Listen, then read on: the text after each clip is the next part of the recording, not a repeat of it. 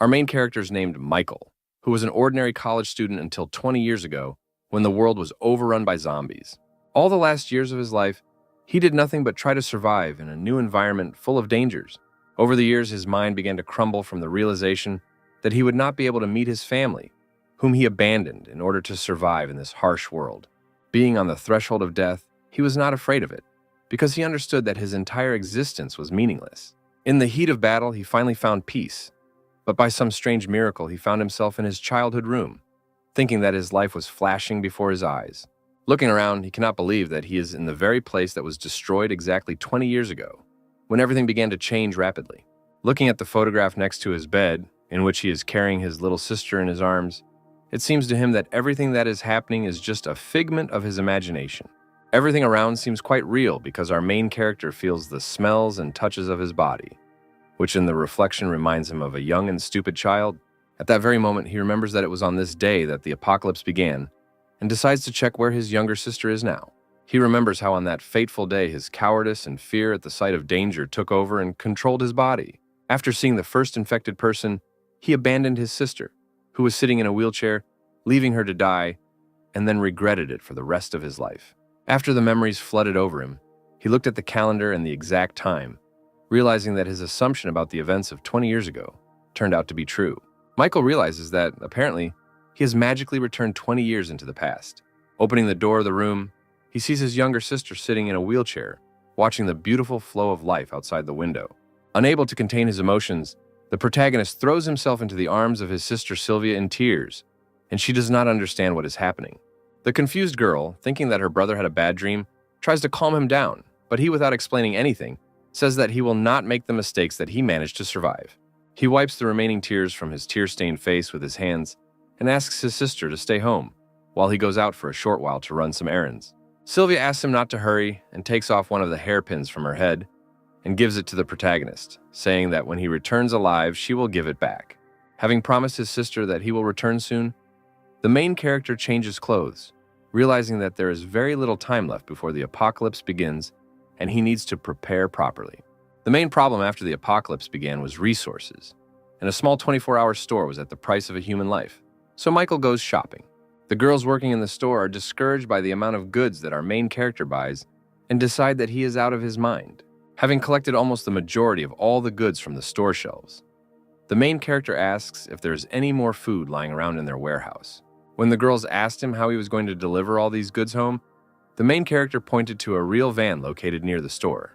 After some time having paid for all the purchases and loaded the contents into the car, even the driver is surprised why our main character needs so many supplies.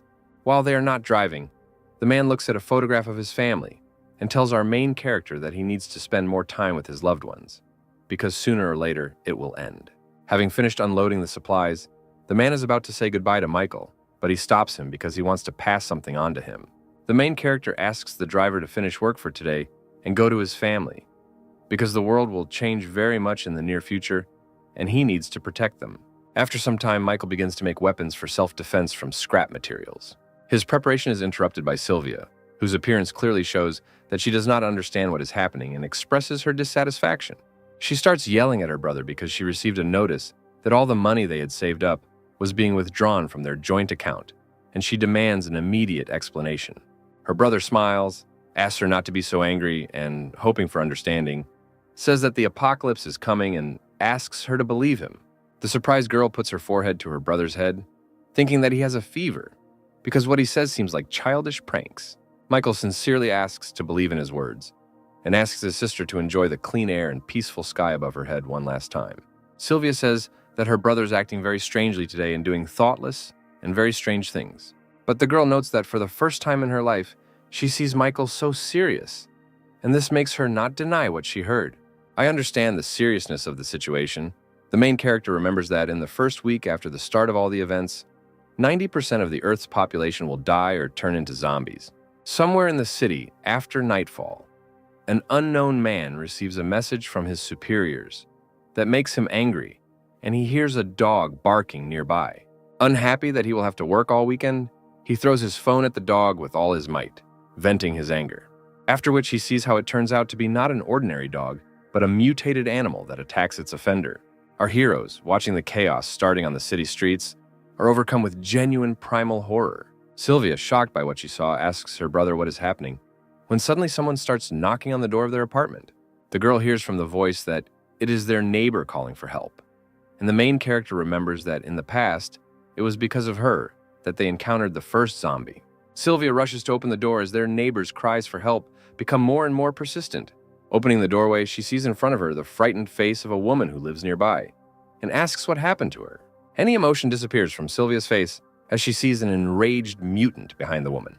Our protagonist's head flashes with memories from a past life in which he, along with other survivors, went on a very important mission. Their group found themselves surrounded on all sides by high-level monsters, and panic reigned among them. The protagonist tried his best to buy some time for his comrades to retreat, while fighting against enemies that were superior in strength.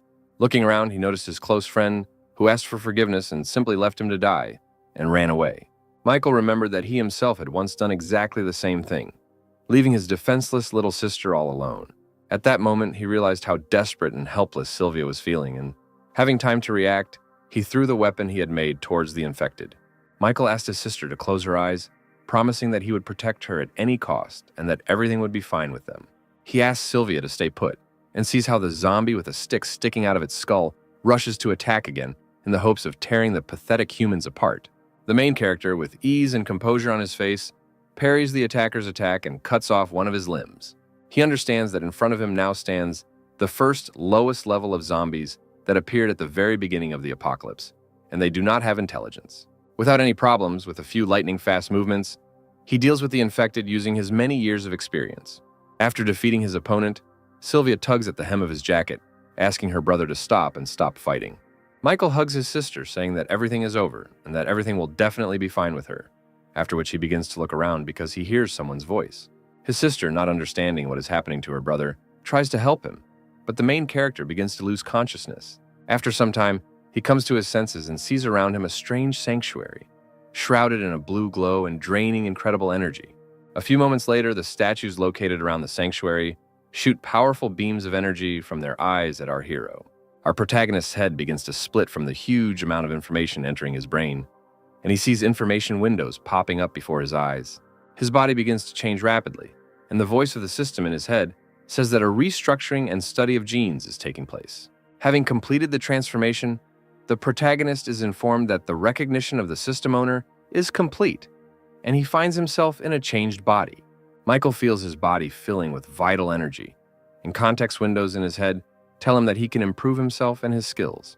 He understands that in order to develop, he needs to pay evolution points, which he will need to earn by killing various infected.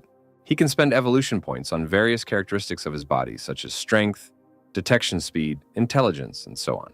Having received his first points, he decides to upgrade his strength indicators to increase his chances of survival. Better than his skills, he suddenly feels a surge of strength in his body and hopes that this time he will be able to change his future thanks to this power. After distributing the points, he again loses consciousness and comes to his senses in our world, watching as his sister waited all this time for him to wake up. Having regained consciousness, the main character's sister immediately says that her brother scared her very much because he fainted too suddenly, and she did not know what to do. Sylvia starts to cry and says that she couldn't bear it if something happened to her brother, and he strokes her head and explains that everything will be fine. Having regained consciousness, Michael immediately understands that he needs to deal with the corpse of their neighbor. Otherwise, even more zombies will come here. But when he goes out the door, he discovers that she is missing. Instead of a lifeless body, he sees only a pool of blood and a trail that stretches down the stairs to the lower floors. Realizing that he will have to clear the entire perimeter in order to remain safe, the protagonist decides to change his clothes because they have become too small for him. Thanks to evolution, he grew a lot and gained muscle mass, and his body became much stronger and more resilient. Sylvia, who has moved into the room, hands her brother their father's things, which should be just the right size for him. While waiting for the t-shirt to be put on, the girl begins to worry about the state of their parents now, because there is real chaos in the world. She remembers how their parents left them alone when they were 10 years old, are quite independent. Looking at her brother, Sylvia still can't believe that in just one night, he has grown so much and changed in appearance.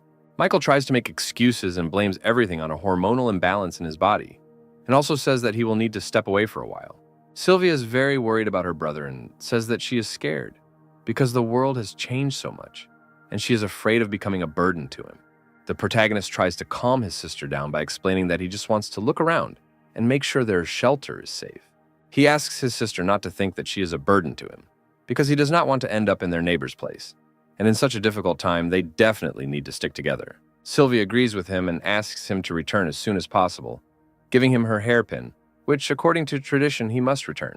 Armed with a dagger, our main hero leaves the walls of his apartment and goes on reconnaissance. He looks at the bloody trail left on the floor by the zombie he killed and realizes that they live on the top floor. All the danger will be below. Michael begins to slowly descend the stairs, carefully examining each floor and checking all possible rooms until he stumbles upon new infected. As soon as the zombie notices our main character, he immediately begins to move towards him, uttering incomprehensible phrases. Having rushed to attack our protagonist, the infected suffers inevitable defeat, since Michael has more than enough skills and experience in fighting high-level enemies. The context menu informs the protagonist that for each entry-level zombie, he receives 1 evolution point. Also looking at the upgrade window, he sees that different skills require different amounts of evolution points to upgrade. And to upgrade the same strength, he needs 6 points. The most expensive thing is to pump up the mental spirit, because in a past life he heard about people who had various mental spirit skills, and decides that this is perhaps the most important characteristic. Looking at his skills, he understands that to obtain the ability he needs the 10th level of mental spirit, and at the moment it is better to pump up other skills and leave it for later. Descending to lower and lower floors, our protagonist's main priority goal becomes killing as many infected as possible. While inspecting another apartment, he sees traces of blood on the walls and furniture, which indicates that a recent battle has taken place. Going into the bathroom, he sees the lifeless body of a woman who, apparently, did not have time to turn into a zombie. Michael understands perfectly well that not everyone is able to withstand such drastic changes in life, and it is easier to end their own life. At that very moment, his detection skills allow him to react to the infected behind him, opening its huge mouth. The zombie is about to sink its teeth into our protagonist and bite off a huge piece of flesh. The main character manages to react and, using his dagger, pierces the skull of the mutant who attacked him. He must not let his guard down under any circumstances, because the tree of evolution did not make him immortal. After clearing the next floor, he decides not to delay and continue to inspect the building since he doesn't have much time left. While inspecting the next floor, he is noticed by a certain woman who managed to survive, and apparently is also one of the residents of this house. After knocking on the door and asking if there are any survivors, the woman looks out of the doorway and says that her apartment is safe and asks to be left alone. The main character asks to be allowed to personally verify the safety of her shelter, because he does not want to use force. The woman nevertheless decides to let the main character into her apartment for a short while, where everything looks quite peaceful and calm. While looking around the room, Michael notices a photograph hanging on the wall and decides to ask where her husband and child are now. The woman replies that her son is at school and her husband went to meet him and they still haven't returned, and she is very worried about them. After which she asks him to leave her apartment because she is very scared. And as soon as our main character is about to leave, he hears strange sounds coming from the bedroom.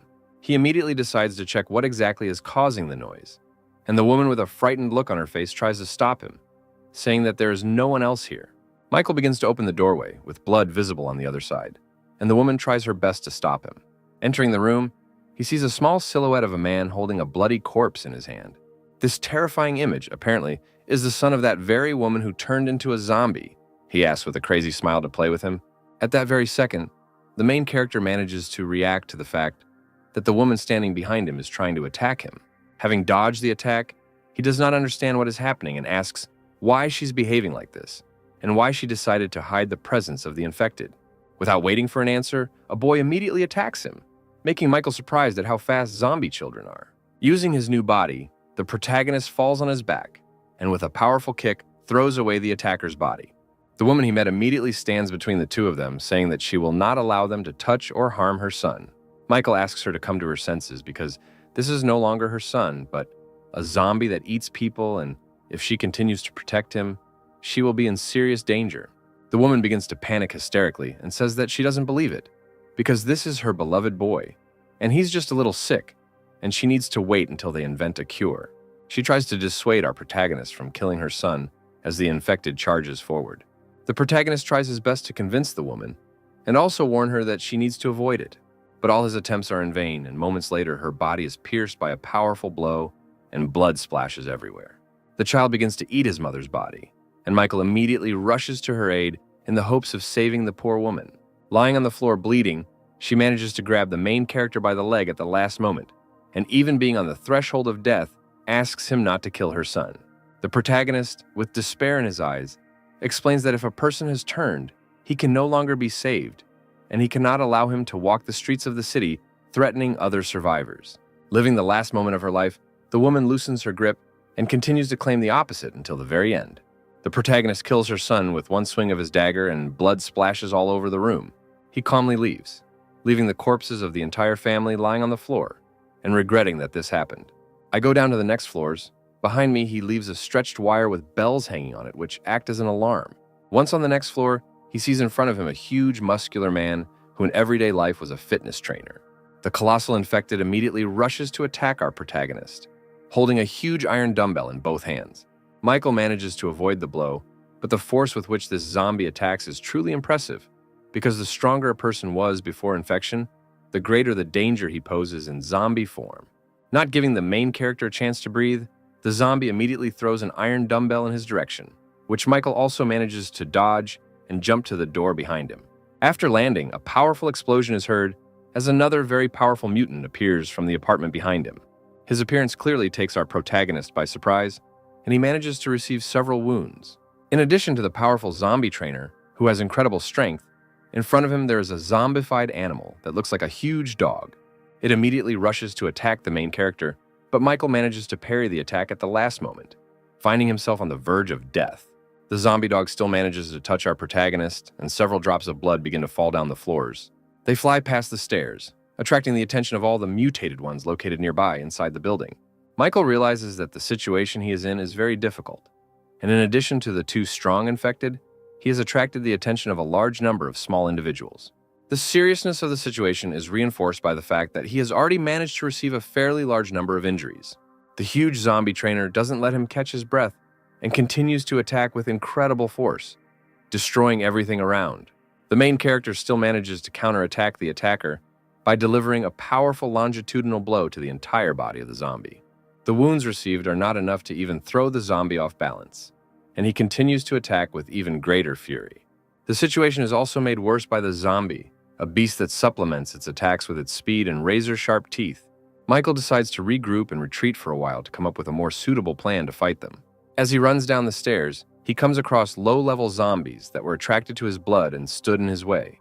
He finds himself caught in a vice, where on one side his path is blocked by a crowd of infected, and from behind two powerful opponents are advancing on him. The protagonist decides to go ahead because he has no other options to get out of this situation.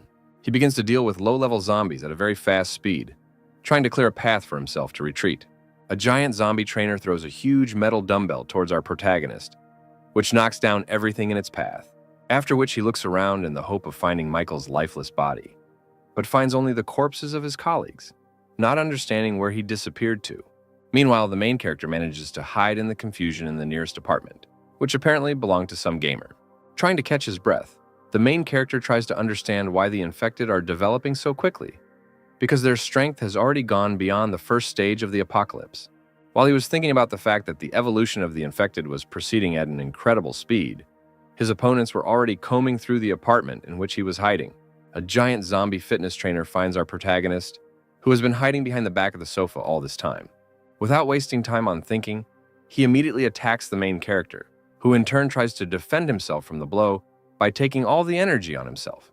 The energy from the impact is so powerful that Michael's body breaks through several concrete walls and ends up in the next room. For some time, he loses consciousness, and, drowning in emptiness, he realizes that even after rebirth, he still remains a worthless and weak person, unable to change anything. Lying in a pile of concrete rubble, the sound of the bells he left on the upper floors breaking brings him to consciousness. He immediately remembers his younger sister, whom he promised to protect at all costs, and this thought gives him strength. Michael decides to immediately spend the points he has on upgrading his speed and strength, which allows him to get back on his feet. He rushes up to his apartment as quickly as possible, destroying all low-level infected with one blow thanks to the upgrades he received. At this time, Sylvia hears strange sounds behind the door and hopes that it is her brother and decides to open the door. Meanwhile, outside there are two infected people, on whose bodies light from our hero's apartment begins to shine. but Michael is already rushing to help. Having dealt with the zombie in an instant, he approaches the door and asks his sister if everything is okay with her, asking her not to worry because everything is okay with him. Meanwhile, a couple of powerful infected have already managed to reach their shelter, and he asks Sylvia to close the door and not open it to anyone at all costs. Michael points his dagger towards the zombies, saying that he will not allow them to take a step towards him. The zombie fitness trainer starts screaming furiously, saying the same phrase over and over, asking for a membership card to their gym. Having taken one extra step, the main hero immediately rushes into the attack, cutting off his legs, saying that he warned about the consequences. After which he immediately jumps up, soars into the air, and throws his dagger with all his might into the body of the zombie beast. At the same time, during the landing, he delivers a powerful kick to the zombie trainer, hitting his head on the concrete floor. The main character hurries to get his weapon back by pulling it out of the dog's body, and at this time the zombie trainer tries to attack him again, although he moves much more slowly. Increasing the characteristics by upgrading skills allows Michael to cut the mutant's body into small pieces with a few powerful attacks. Our protagonist emerges victorious from this battle, and since these zombies are of a higher level, he receives more points for them. He also notes that there is very little time left before the crazy evolution of zombies, and if everything continues to move at this speed, he needs to adapt as soon as possible.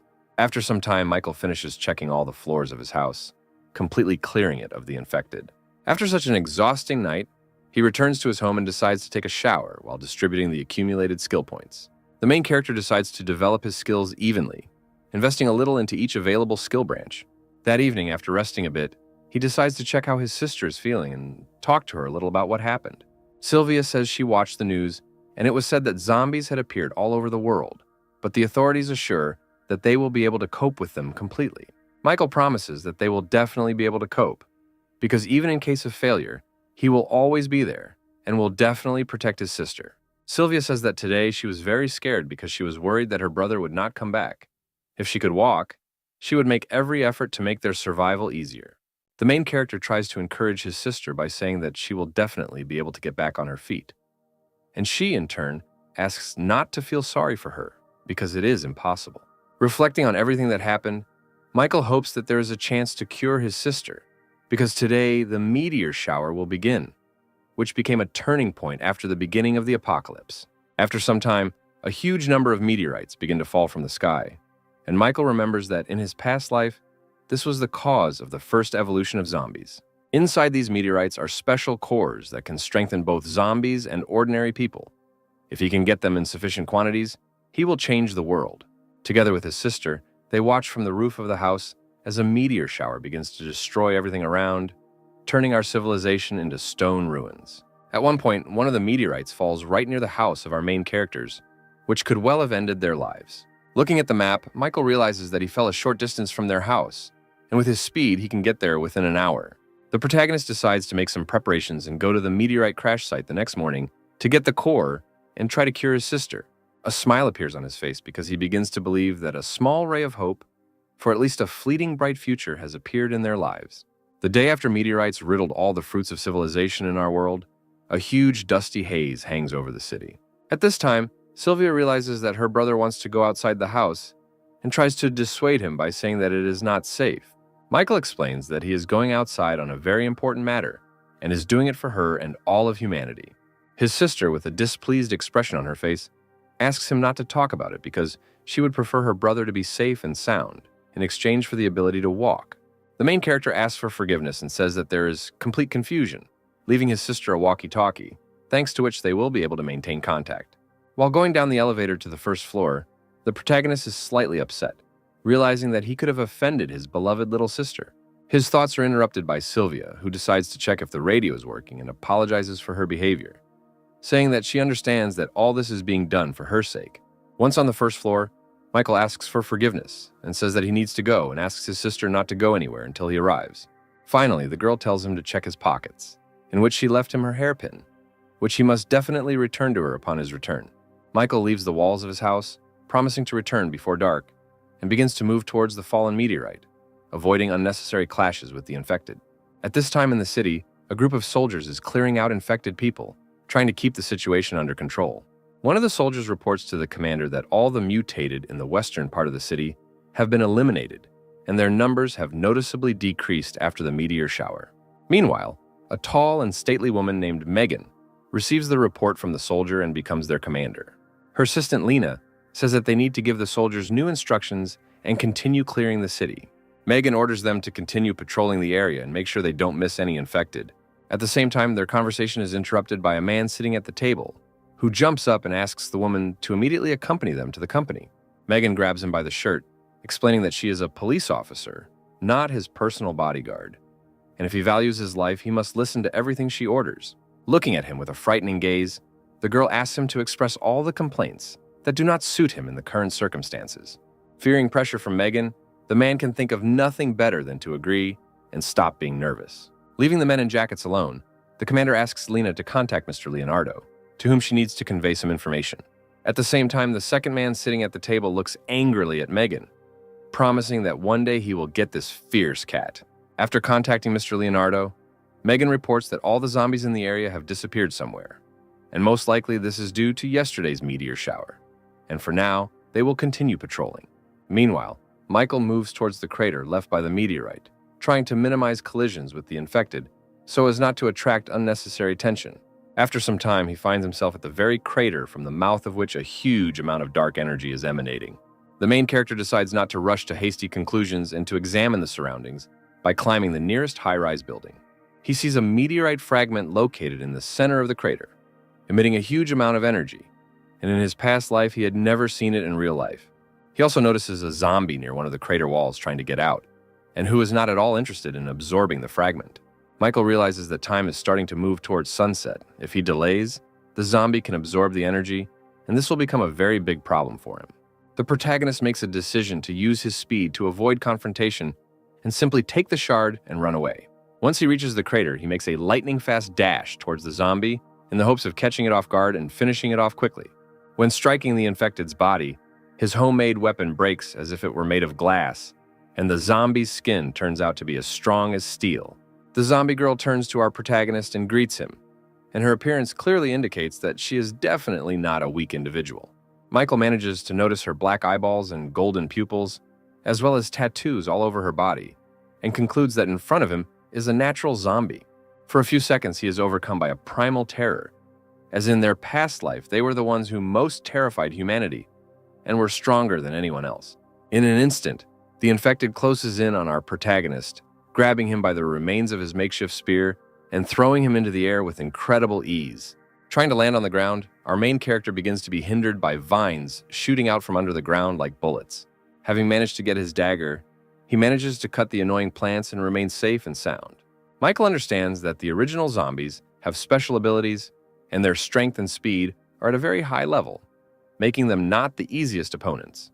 While he tries to understand why such strong zombies started appearing so early, the girl does not give him a chance to think and attacks him again.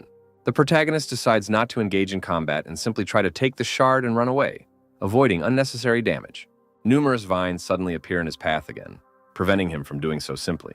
The native zombie smiles as if mocking our main character and is simply having a good time. The speed of her skills does not give our protagonist even the slightest second to think and make decisions, and he is forced to defend himself all the time. Their powers are at completely different levels at this point in time, and even trying to defend himself, Michael still takes a lot of damage. Realizing the sadness of his situation, he understands that events are developing much faster than in his past life, and apparently, history is changing. At the same time, Michael notices how the meteorite fragment and the zombie are connected by an invisible energy thread. He suggests that the native zombie, like all the others, arose from these fragments and act as his protectors. The protagonist assumes that in this case, the infected will not be able to move far from the fragment, and decides to break the distance with her by going beyond the crater. The zombie girl tries to stop the protagonist with a vine branch, but he manages to defend himself and cut them into pieces. Once out of her reach, Michael manages to catch his breath for a while and decide what to do next. He decides to take refuge in a nearby building and use it as a temporary shelter in order to regroup and come up with a new plan. He takes out a red glass flask from his backpack and decides on an ambitious plan, saying that he will need the blood of a dead man. After some time, he's riding a motorcycle and leads a huge horde of infected that he managed to lure from all over the area. Finding himself near the crater where the original specimen is located, he throws a vial of blood into the air, setting his plan into action. The main character manages to break the test tube, and all the contents fall out like a rain of blood. His plan was to use the dead man's blood as bait for a large number of low-level zombies that the primordial zombie would have to fight. Such impudence and insidious plan enrages the female, and she begins to attack with even greater speed and fury everything that tries to harm her. Michael begins to watch everything that is happening from afar and hopes that his plan will have at least some effect. Even with an incredible advantage in strength, the primordial zombie is unable to deal with the horde of infected rushing towards it so quickly, and they simply overwhelm it with numbers. The presence of intelligence in the original zombie allows her to get out of such a difficult situation and use her vine to fly into the air. While out of reach of normal low-level zombies, she begins to attack them from a safe location. At this moment, Michael decides to get closer to the crater and try to steal the fragment while the original is busy fighting. The only thing that worries our main character in this situation is the large accumulation of mutants, because of which he himself can fall into a trap. The protagonist also understands that he cannot delay this battle. Otherwise, the fragment will have time to restore the energy of the female, and it will become even more difficult. Unexpectedly for everyone present, a very powerful and ominous roar is heard, which can only mean one thing. Looking around, Michael and the original zombie notice a huge and ferocious mutated beast. He immediately rushes to attack the female, as he perfectly senses her strength and understands that he needs to deal with her first. The beast manages to knock her to the ground, pressing her with his paw, intending to tear her into small pieces. The main character realizes the deplorable nature of the situation, but understands that the animal has every chance of emerging victorious from this fight. But looking at its fur, he understands that it will soon mutate. This will happen if the mutated beast manages to absorb a meteorite fragment. And in this case, trying to emerge victorious from this battle will be pointless. The primordial zombie, being in a less than favorable position, still manages to attack the beast with his strength, throwing it to the side. The mutant clearly doesn't like this, and with even greater animalistic rage, he attacks the zombies. Not having time to react and keep up with the reaction speed of the infected beast, he still manages to sink his knife-sharp teeth into the body of the female. Michael understands that the situation is taking a very unexpected turn and is already preparing to prevent the beast from finishing what he started, because if the original loses, the situation will become even more dire. At the last moment, the main character decides to stop, not believing that such a powerful opponent, possessing intelligence, lost so easily. At that very moment, a fountain of blood begins to spurt from the mouth of the mutated beast, and its body is pierced through by the roots of the vine. His body rises high into the sky, hanging from the spear-like branches of the vine, signifying his defeat in this fight. The protagonist realizes that this was all just a plan by the original zombie to lure him closer to itself, in order to deal with two opponents with one blow. The female starts to smile and praise our main character, saying that the pathetic little man was not so simple as to believe in such a trick.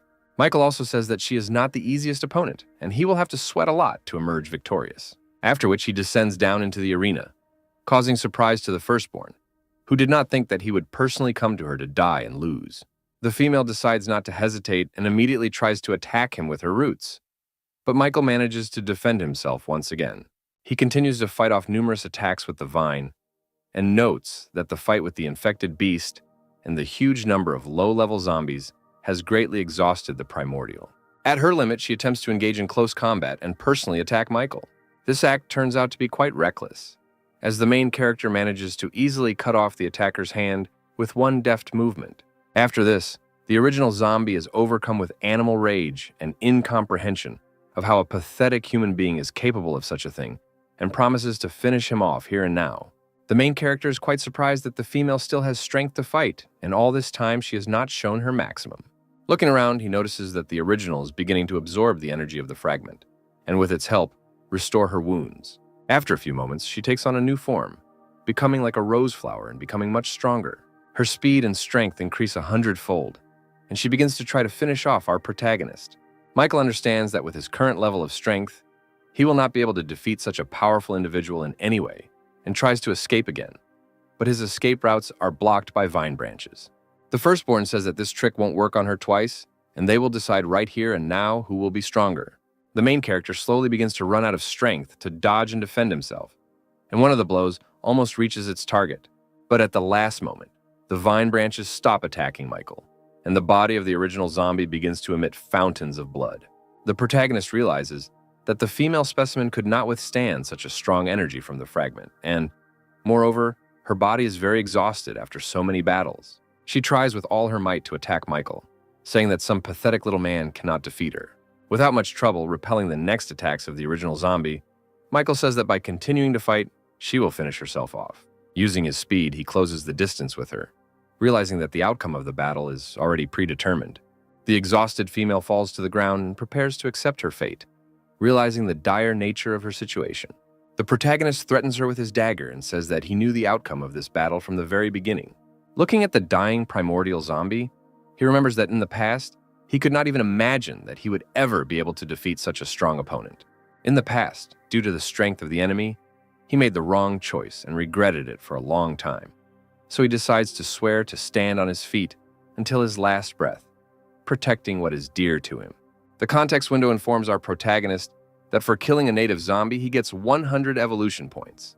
Michael couldn't imagine that he would get so many points for defeating her, and decides that he needs to be more careful with the other shards in the future. After his triumphant victory, he decides to take the meteorite, and is surprised that he can calmly touch it with his hands. Touching the shard with his hand, he feels its energy begin to fill his body, restoring his strength. Michael is in complete shock when he realizes that all of his wounds have almost completely disappeared, and hopes that his sister will also be able to recover and start walking. Just before leaving, he looks back at the body of the infected beast, because he hears strange sounds and assumes that the monster is still alive. A huge amount of energy begins to emerge from his body, plunging the protagonist into horror at the fact that he is about to face another battle. His face shows incredible surprise at what he sees, and he cannot believe his eyes. A small puppy with yellow fur emerged from the body of a huge mutated beast. He picks it up and suggests that after the mother's death, the cub in her womb absorbed all of her powers and was able to survive because of this. Michael suggests that he can tame the newborn monster if he becomes the first thing it sees when it opens its eyes. The puppy begins to happily bark and lick our main character's cheeks, thinking that he is part of his family. The protagonist decides to name his new pet Goldie and, having hidden it in his backpack along with a meteorite fragment, decides to return to his shelter as soon as possible. Moving through the streets of the city, a strange energy envelops everything in the area, attracting crowds of infected. This energy comes from the meteorite fragments that our protagonist carries in his backpack and acts as bait for the infected. Before he could reach his shelter, the ground beneath his feet began to crack and crumble into small pieces. Michael manages to dodge and realizes that someone has been following him all this time, and he won't let them get away just like that. A huge number of mutated giant rats, which have been following the energy of the meteorite all this time, begin to appear from underground. The main character manages to defend himself from the rodents' attack, realizing that his position is not the most advantageous, and now he cannot just fight them. At this time, Assistant Lena asks her commander to take a rest and at least get some sleep, because she has been standing on her feet for a very long time. Megan says she doesn't have time for that and continues to observe the situation and notices our protagonist running in the distance and reporting that he sees a survivor. The girl is very surprised by the speed at which our main character is moving, and also notices that he is being pursued by a huge pack of giant rats. Although Megan is unable to comprehend how this man managed to avoid so many attacks from infected animals, she still decides to help him. Meanwhile, the protagonist moves towards their shelter, assuming that this building will be suitable for a temporary shelter where he can catch his breath. Once inside the building, the iron bars and concrete walls manage to hold back the mutants pursuing him for some time. Michael, having managed to reach the garage, sits down on the floor and tries to come up with a further plan for his actions, assuming that today he will not be able to get home and will have to spend the night somewhere else. Opening his backpack to check if everything is okay with Goldie and the meteorite fragment, he discovers that the crystal has simply disappeared. The first thing our protagonist managed to think about was that the shard was missing, or that his little animal had managed to absorb it. All these assumptions are immediately dispelled when the context menu of the evolution tree tells him that the absorption of the crystal is complete and the restructuring process has begun. At that very moment, the main character's body is enveloped in an incomprehensible aura, and he begins to experience a very wild pain that tears him to pieces. A moment later, his body begins to emit huge amounts and waves of energy, throwing back everything that was near him. At the same moment, the rats pursuing our main character manage to get through the concrete barrier and get into the parking lot. Michael realizes the deplorable nature of the situation, but he cannot find the strength to gather his courage and at least try to get up, and the tree of evolution is to blame for this. His eyes begin to close and he slowly loses consciousness, not believing that he will be dead here and now. At the last moment, Goldie manages to save her master by fighting off the rat's attack and standing up to defend him. The body of the small puppy becomes covered with a thin layer of electricity and begins to emit a large amount of energy. He places himself between the attacking rats and his master's body, ready to give his life to protect him. Goldie begins to fight off hordes of rats by attacking them with electric shocks and using her speed and size to her advantage. The number of infected turns out to be too great, and through a breach in the walls, even low-level individuals manage to penetrate inside and surround our main character. The faithful puppy can't keep up with such a number of opponents and has to continue the battle with the rats located outside the building. Before attacking and finishing off our main character, one of the rats is met with inevitable death from a bullet from a gun. At that very moment, other surviving people appear in the parking lot, armed and arriving to help our main character. The gray-haired man asks Megan if they should have brought strangers to the shelter because if he was bitten, they would have a very hard time. The commander replies that they cannot abandon the survivor. They need to isolate him and observe him. The survivors manage to take refuge inside the building, while Goldie remains outside to defend the shelter from the infected rushing towards it. At this time, Michael, being unconscious, wakes up in the sanctuary of the Tree of Evolution, which has noticeably changed. His body begins to be covered with clots of yellow energy, merging into one whole with the set of genes that he had. This process takes a very long time, but at some point our main character regains consciousness. While Michael was unconscious, his faithful companion spent the entire time fighting hordes of zombies. Opening his eyes, our main character realizes that his head is splitting, and he is trying to remember all the events that happened to him before he lost consciousness. Megan, who is in the same room with him, immediately points a gun at him and orders him not to move and to answer her questions first. Michael replies that he doesn't have time for that and he needs to urgently go about things that are a higher priority. The girl's about to tell the main character that he won't just leave when he suddenly appears behind her. The protagonist manages to disarm Megan and throw her to the ground, replying that she doesn't have enough strength to stop him just like that. At that very moment, all the survivors enter the room and ask Michael not to move or make any sudden movements, otherwise they will open fire. Megan orders her men to remain still and explains that she is the commander of the military police and that they were the ones who saved him from certain death.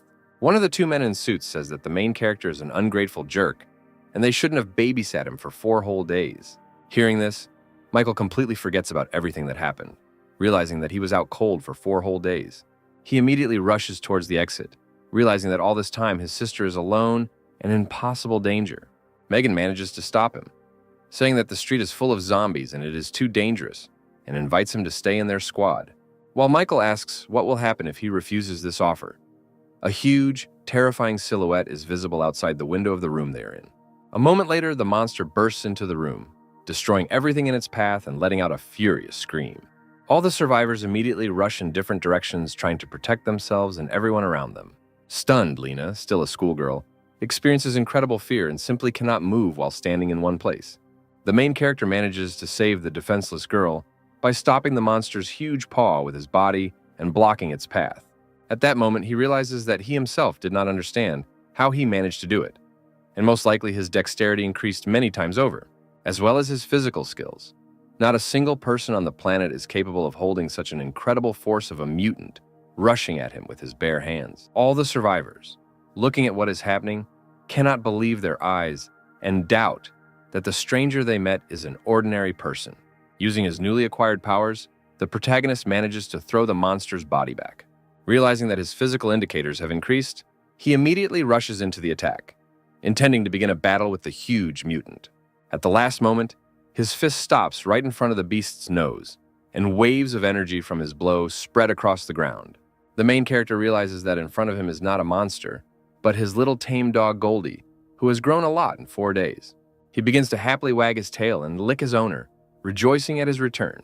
Michael decides to check his skill stats and notices that all evolution points have disappeared and a new upgrade point called Gene Enhancement has appeared. Trying to remember everything that happened, he understands that something amazing clearly happened to him and most likely all the points were spent on his evolution. As he dives into his consciousness, he sees that the Sanctuary Tree of Evolution has also changed, and apparently he has experienced the first gene enhancement. When asked what happened to him, the context menu answers that the main character reached the limit, and a meteorite fragment helped him overcome it. Michael remembers that every person has a genetic limit, and in a past life he saw high-ranking fighters who tried to overcome it, but eventually died. This term is called gene restrictions, and apparently our protagonist is able to develop indefinitely, bypassing this prohibition. Realizing what happened to him, Michael, riding a dog, returns to the survivors, who are both surprised and very scared. Michael explains that Goldie was very tiny not long ago, but after eating so many zombies, he grew to such a size. Megan, like everyone else present, does not understand how the monster can be his pet. The main character says that it's a long story, and he'll tell you about it later, but now he needs to deal with the crowd of infected rushing here. Noticing a huge number of zombies on the horizon, Megan understands that their strength is not enough to resist such a horde.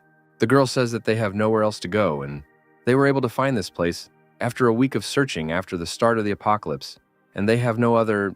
Michael begins to warm up and asks the girl not to worry, because there is a military shelter 40 kilometers from here, and they can go there. The protagonist asks them to wait in a safe place while he single-handedly deals with all the infected, and Megan says that this is just madness.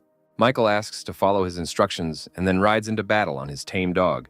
Lena, looking at everything that is happening, asks her commander if this stranger will be able to return safe and sound and accompany them to the shelter.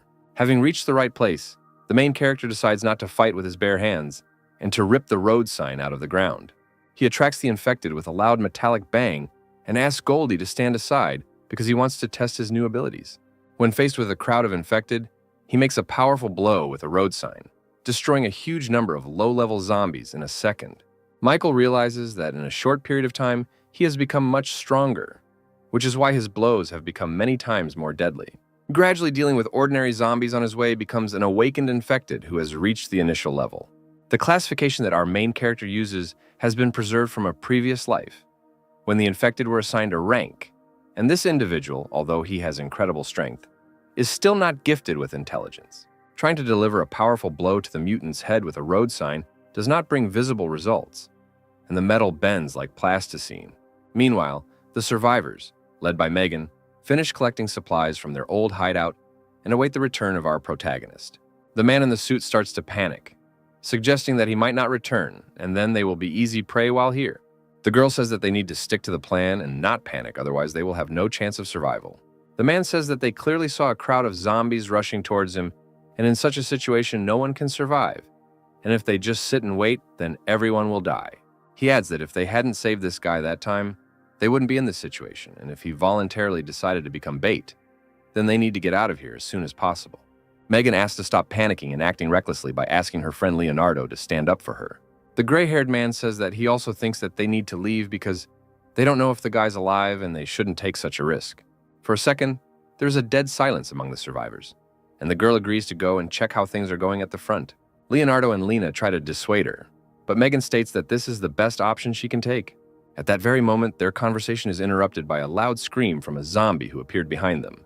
Having decided that they are all facing inevitable death, the infected immediately receives a powerful blow to his skull and flies away in an unknown direction. Michael stands in front of the survivors, saying that he had a little trouble on the way back and hopes he didn't keep them waiting too long. Megan says that they should be the ones apologizing because the police sent a civilian into the thick of things. The protagonist says that if it weren't for their help, he would have been a corpse long ago, and as a token of gratitude, he cleared out most of the zombies in the area, allowing them to move on. Michael says that riding on Goldie, they can get to the shelter and the road should be clear of mutants. Megan is quite taken aback by such a statement and decides to clarify why the main character will not go to the shelter with them. Michael states that he has unfinished business and needs to find his little sister as soon as possible. After placing all the survivors on the back of her pet dog, Megan returns his backpack to him and wishes him luck in finding his sister. Finally, the girl decides to find out the name of our main character and asks to come back as soon as possible. Watching them go, the protagonist hopes that they won't make it to the shelter anytime soon, because at midnight, the first stage of the apocalypse will end and awakened zombies will appear. The protagonist's increased physical abilities allow him to move through the city ruins at incredible speed. Having reached his old house in a short time, he notices that there are mountains of corpses lying everywhere, and traces of shooting are also visible. Michael uses the radio to try to contact Sylvia, while also trying to find out why the military was clearing out areas and not evacuating civilians. As he climbs the stairs to the upper floors of the building, he assumes that they could have been ordinary looters who, taking advantage of martial law, are causing riots. When he gets to his apartment, he notices that everything around him has been looted, and the front door has simply been broken down. Sylvia is also not found inside the apartment, and all he finds is a wheelchair and a broken photograph lying on the floor. At that very moment, the main character is overcome with incredible rage, and he promises to kill everyone involved in the kidnapping of his younger sister. That evening, a group of survivors drive around the city in a car and shoot the infected they encounter along the way. At one point, their car, filled to the brim with supplies, gets stuck in a crowd of zombies, and the driver asks his commander what to do next.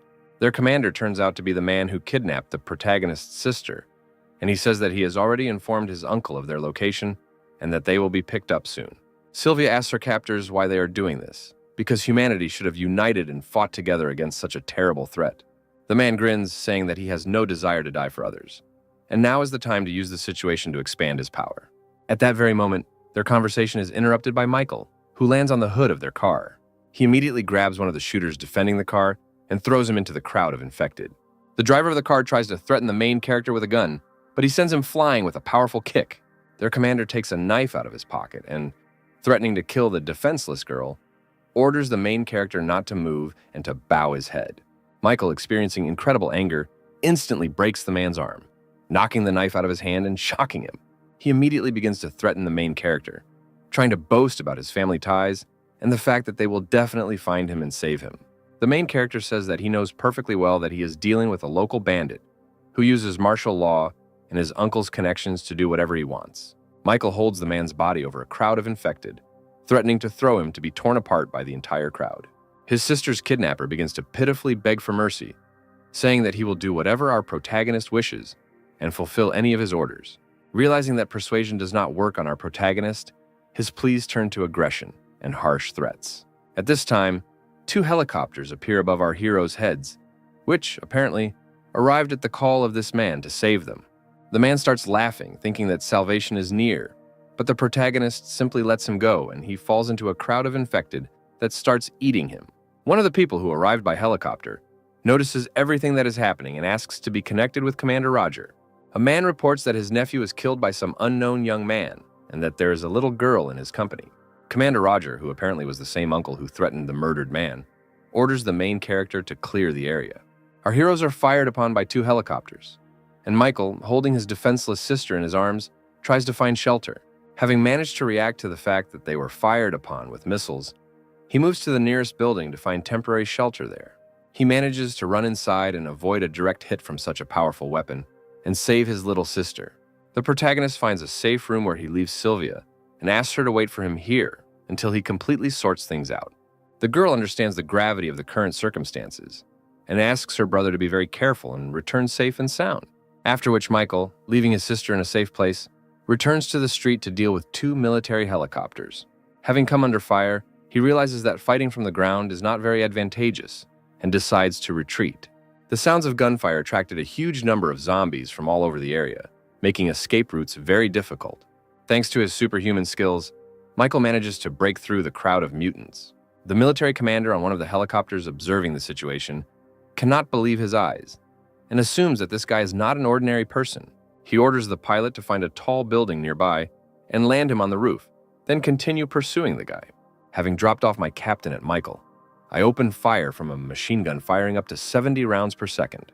Seeing how our protagonist manages to dodge the lead rain, the machine gunner cannot believe it, because an ordinary person would already be a corpse. At the same time, the military captain, being on the roof and armed with a sniper rifle, takes aim at our main character.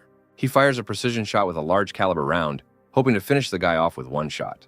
Michael's reaction speed and perception allow him to react to the sound of the gunshot and dodge the projectile, preventing it from hitting his heart, but he still gets wounded. The captain is informed over the radio that the object has disappeared into one of the buildings. I have touched it. The blood will attract the infected. Continue observation. Michael is trying to stop the bleeding. How lucky I am. Another millimeter to the left, and I would already be dead. Lost in thought, the main character loses concentration for a few seconds and comes to his senses only when a rocket flies into his building. A powerful explosion occurs, completely destroying the entire building, and the blast wave knocking out all the windows within a radius of several kilometers. The pilots report that the target has been destroyed, but the captain manages to notice some movement under the pile of debris. The smoke and dust cloud left behind by the explosion clears, and the military sees a huge dog with golden fur emitting a terrifying roar. "Goldie, you really helped me out, baby. You came just in time. I really need your help." The familiar releases huge wings from its body and asks its master to attack with it.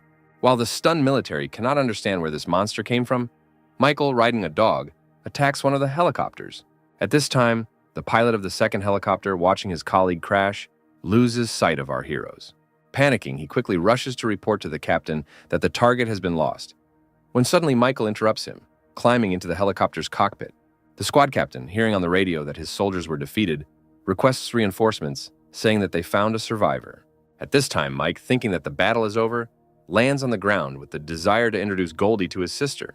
His joy is interrupted by the military captain. "Hey, kid, it's too early to rejoice. This girl's clearly very important to you."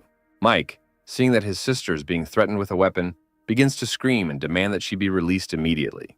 The man, holding the barrel of a rifle to Sylvia's head, declares that he would be interested in checking what is faster, the bullet or our hero's reaction. "Put down your weapon. You want me, right? My sister has nothing to do with this. I'll surrender without resistance, but promise me you'll let her go." Mike moves towards the captain with his hands raised, giving Goldie a final order to take Sylvia to safety. At this time, an infantryman armed with a rocket launcher, who apparently arrived with reinforcements, reports that the target has been captured and is in the kill zone. The captain grins and gives the order to open fire, and a shell is fired at our hero, producing a powerful explosion. The military is happy that the mission is completed, but as soon as the fog clears, Michael's faithful dog appears at the site of the explosion, taking the full brunt of the blow. The captain shouts into the radio that the target is still alive, and they need to move to Plan B, but it turns out to be too late, and Michael delivers a crushing blow from behind his attacker. The man, having flown several dozen meters and received a lot of injuries, lies in a mountain of debris and, having miraculously remained alive, orders everyone to be destroyed. More missiles are fired towards Sylvia as Michael struggles to save his sister. A moment before the explosion, he manages to cover the girl with his body, taking the entire blow on himself. Falling to the ground, Sylvia looks at her bloody hands, hoping that her beloved brother is still alive. "Brother, don't scare me. Don't even dare to fall asleep. What's wrong with you? Don't leave me alone." Meanwhile, the captain still manages to get back on his feet, while simultaneously rejoicing that all his limbs are intact, and he will not remain a cripple. Michael, opening his eyes slightly, wipes the tears from Sylvia's face with his finger, and asks for forgiveness for not being able to protect her. "Don't cry, Sylvia. I'm so glad I was able to look at you again. It all seems like a dream in which I want to stay forever." After these words, Michael's hand falls to the ground, and his sister begins to scream at the top of her voice, and waves of powerful energy come out of her body.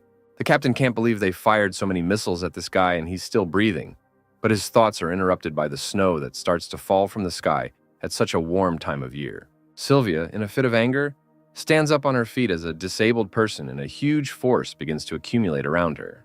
The military captain does not understand what the hell is happening before his eyes, because ordinary people cannot control the elements. The girl, screaming that it was her fault that this happened and that her weakness led her and her brother to this, begins to freeze everything around her using the newly awakened power of ice. The captain's body quickly begins to turn into an ice statue, and his movements are frozen by ice and the fear of imminent death. At the same time, someone from an unknown control center is watching what is happening and says that a source of power, absolute zero, an evolution of rank S, was discovered right above them. The girl named Juno is quite surprised. An S-rank warrior has already appeared, and this is a really big event. She asks her assistant Rabbit to stop the airship they are traveling on, as she wants to personally go down and scout out the situation. At this time, Commander Roger is playing shogi with his old friend Commander Winston. "I started playing defense because your attacks became very aggressive, my old friend." They discuss the situation that is developing in the world, in which Roger does not intend to sit on the defensive, because if he does not start to hit back, all of humanity will sooner or later be destroyed. In such a situation, wasting time on protecting pawns is reckless. "You have aged considerably, Winston." The commander's young subordinate was about to stand up for his commander, but he managed to stop him. Winston says that, according to his information, Roger is recruiting soldiers from unofficial groups. This is true, my friend, because in the current situation, whoever gets these troops first will get all the remaining power. His answer is interrupted by a subordinate who reports the incident. They tell him on the phone that contact with the entire detachment that was sent to clean up the suspicious guy has been lost. "Flock of sheep, you can't handle 2 kids, always have to do everything yourself." Roger apologizes, saying that he has already won, and asks Winston to think again about stopping building shelters and handing over all forces to him to fight the infected. The old man leans back in his chair. Maybe I really am getting old. But our main task is to protect civilians. He thinks that if the city has already fallen, then all his attempts to save people no longer matter. Deciding to ask his subordinate Scott what he thinks about this situation, he replies that Commander Winston is still very young and all his decisions are thoughtful and pragmatic. You're such a straightforward person. I've always liked that about you. I promise that as long as I live, I'll protect the common people. Now go and find out what Roger was talking about on the phone. The subordinate smiles, encouraged by the words of his captain, and putting his palm to his forehead, is ready to carry out the order. At this time, Rabbit tells Juno that she needs a little time to find a place to land. The girl asks her not to land the ship, but simply to lower the height at which she can jump out. Flying over the battle site, Juno jumps to the ground and uses the ice blocks created by Sylvia as landing ramps. Finding herself in front of our heroes, she notes that they used too much force and simply passed out. Looking at the frozen military man, he wonders how the skill he just awakened turned out to be so powerful. The Rabbit uses the radio to report that this is already the fourth of the 12 S-rank warriors. According to the inquiries made, this girl is not listed as the owner of Absolute Zero. Instead of her appearance does not match. Juno, looking at the wounded girl, suggests that there may be several owners of Absolute Zero. She takes the girl to her ship, leaving Michael alone, saying that they need to go in search of the next awakened. After some time, the main character's body, which is on the hair, activates the tree of evolution that permeates his entire body. The system reports that the right first level is open and the process of divine evolution has begun, which has launched a huge number of tree roots throughout the earth. The tree of evolution began to search the entire area for any living creatures and mutants, starting to destroy them and pump energy out of them. All this power, collected in a matter of hours, began to flow straight into the heart of our protagonist, saving him from imminent death. At this time, Commander Winston's subordinate Scott enters his office and reports that he has completed the task given to him. He hands the commander a tablet with a video recording saying that this guy and the little girl were being pursued by Roger's men, but he managed to neutralize them single-handedly.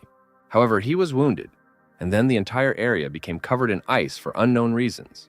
At the end of the recording, rays resembling tree roots began to emanate from this place, after which the camera turned off. In the final seconds of the video, Winston notices a stranger appear whose face is too blurry to identify. The commander orders the cattle to go to that very place and find out what happened to this guy, and if possible, deliver him to headquarters. Something very inexplicable is happening. Roger's powers are getting stronger and my abilities have a limit. This world needs a hero. After a few hours, the roots of the evolutionary tree begin to retract, penetrating Michael's body. The system informs him about the accrual of 1,000 experience points that have reached the peak, which in turn triggers automatic distribution. At this very moment, the main character opens his eyes, trying to understand how he managed to survive and what happened to him. Looking around and not finding Goldie and his sister nearby, he rushes to inspect the surroundings completely covered in ice, hoping that his loved ones are still alive. In such a hopeless situation, he decides to turn to the Tree of Evolution to find answers to his questions, and penetrates deep into his own consciousness. The system informs the protagonist that the deification plan has been put into action, and only one attempt has been allocated for its implementation. Michael also tells us that he is awakened, and all his stats have been increased to the 5th level of power. Looking at his stats, he realizes that his physical strength has increased incredibly since awakening. Thanks to the meteorite fragment he received earlier, he gains a new skill called Absorption. From his past life, Michael knows that the power of skills cannot be increased, and that it only grows with the increase of the wearer's physical characteristics, and therefore his new ability is equal to S rank. For a moment he thinks that he has become the first awakened with a rank, but at the last moment he remembers that he noticed a similar reaction in Sylvia, and perhaps all this ice in the area is her doing. While he was looking around the area, he didn't find his sister's body, and decides that he needs to find out what happened while he was unconscious, picking up a fallen hairpin from the ground. Approaching the same captain, chained in a block of ice, he breaks it into small pieces and says that if the military is involved in this, they don't have long to live. At this time, a man driving a car passing by the checkpoint tells the private not to sleep at his post. It turns out that this is Cattle saying that during such an important period of building shelters, they need to be extremely careful and not let a single infected person into the territory. Commander Roger, who is watching him, and his subordinate, who Scott was visiting, understand that Winston is trying to extract secret information. Meanwhile, in one of the abandoned buildings, the main character decided to collect his thoughts and think over a plan for further action. Taking the soul into his head comes the thought that the best way to get into the military unit is to go through the shelter to which he sent Goldie along with his new acquaintances. As the morning approaches, he sets out on his journey holding a photograph of his younger sister in his hands and promising to definitely save her. Having set off on his journey and moving towards the shelter, he easily deals with ordinary rank-and-file infected thanks to his new physical abilities. Trying to use his new recently acquired absorption skill, the system tells him that it cannot be used on normal opponents. Assuming that the skill requires a stronger enemy to use, he stumbles upon an advanced infected that gives off an ominous aura. The infected turns out to be quite strong as he is an awakened F rank and is easily able to crush the ground under his feet with powerful blows. Analyzing his opponent, Michael assumes that his strength and skin color make him a possessor of a very common rage skill that many had in his past life. Dodging his attacks, he manages to perform a grab and with a powerful blow from both legs, knocks the zombie out. While his opponent is unconscious, he manages to use his absorption ability, and this time it is activated. Before this, I only used it on awakened zombies. I wonder what will happen now. By absorbing energy from the body of a defeated enemy, powerful waves of multicolored energy begin to hover around, and the system informs that the absorption is complete and disintegration has occurred. At the same moment, Michael notices a new rage skill that has appeared inside the system, the scale of which is filled by 1%. As far as I remember, in my past life, there were very few people who could awaken 2 abilities, and there were no people with a large number at all. The protagonist understands that now he only needs to collect enough skills and fragments, and with a gene limitation, he will be able to evolve almost infinitely. His thoughts are interrupted by a strange sound and huge waves of energy, similar to those that occurred when he absorbed a new ability fall from the sky. A powerful wave of force pierces his body, and Michael, in horror, does not understand what is happening to him. After which, a huge mutated beast emerges from underground and, according to the system, it is at the level of an awakened monster. Michael's insight tells him that someone much more powerful is approaching here. At that very second, right in front of him, a powerful explosion occurs with peals of thunder, illuminating everything within a radius of several hundred meters. After the smoke clears, he sees his familiar Goldie in front of him, who turns out to be alive. The main character is very happy about the return of his pet, but he understands that it is not the time to get upset and he needs to deal with this monster. A loyal friend stops him, asking the owner to give him the opportunity to deal with him alone, to which Michael gives his consent. Having received approval from its master, the beast rushes into battle with an opponent who, in appearance, surpasses it in strength. Goldie begins to deliver devastating blows with her claws, making Michael realize that he too has evolved greatly during his absence. After a few minutes of fighting, Goldie decides to launch a powerful crushing attack, and his entire body is covered in a bright fiery shield. Having managed to capture his opponent, he begins to concentrate a huge amount of energy in his mouth, and literally a moment later, a powerful explosion occurs and not a trace remains of the awakened monster. You are a good boy, congratulations on your evolution, but with such dimensions it will be difficult for you to move, and it would be better to shrink to your previous size. Obeying the orders of his master, Gold shrinks to his original form, turning into a small, harmless puppy. Thinking about where to go next, the main character uses his detection skills to scan the entire area, sensing a huge number of signs of life nearby, and decides to go there. Mistress Juno, I will connect you to headquarters for a further report on the situation. The screen that turns on shows a blurry image and the silhouette of a person who is interested in how the case is progressing. The situation is calm, but something unexpected happened that I wanted to report when we arrived at the place where the meteorite energy was coming from. The fragment itself was no longer there. In its place, we found an S-rank warrior. Her skill is absolute 0, but she is not on the lists. I took her on board and await your further instructions. The mysterious man through the screen says that this whole situation is very strange, as is the warrior who is not on the list. The man orders Juno to immediately deliver the girl to headquarters, after which the rabbit sets course back to base.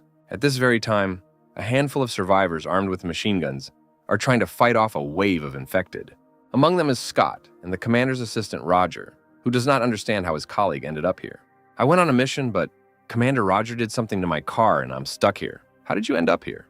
Roger's subordinate says that he was accompanying the scientists to the shelter, but suddenly their car was struck by lightning and disabled.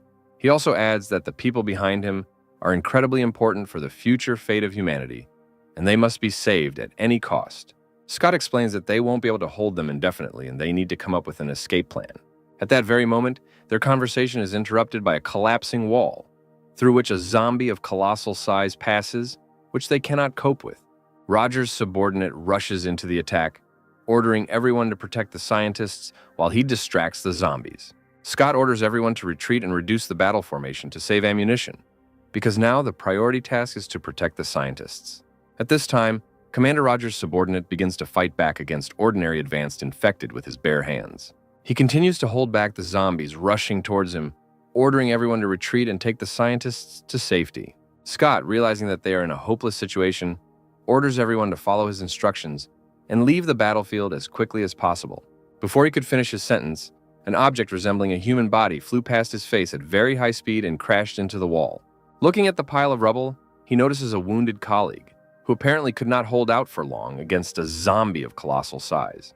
The shadow of the huge mutant obscures him and the scientists, and for a moment it seems to them that their lives are hanging by a thread.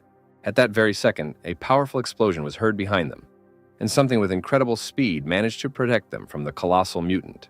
Michael stands on the corpse of the defeated enemy, having already managed to absorb another % of the rage skill.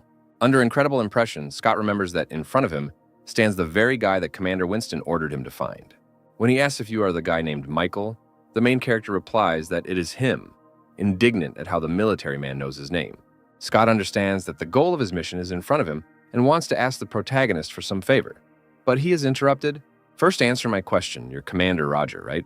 The stunned soldier, not understanding what is happening, answers the truth, saying that his commander is Mr. Winston.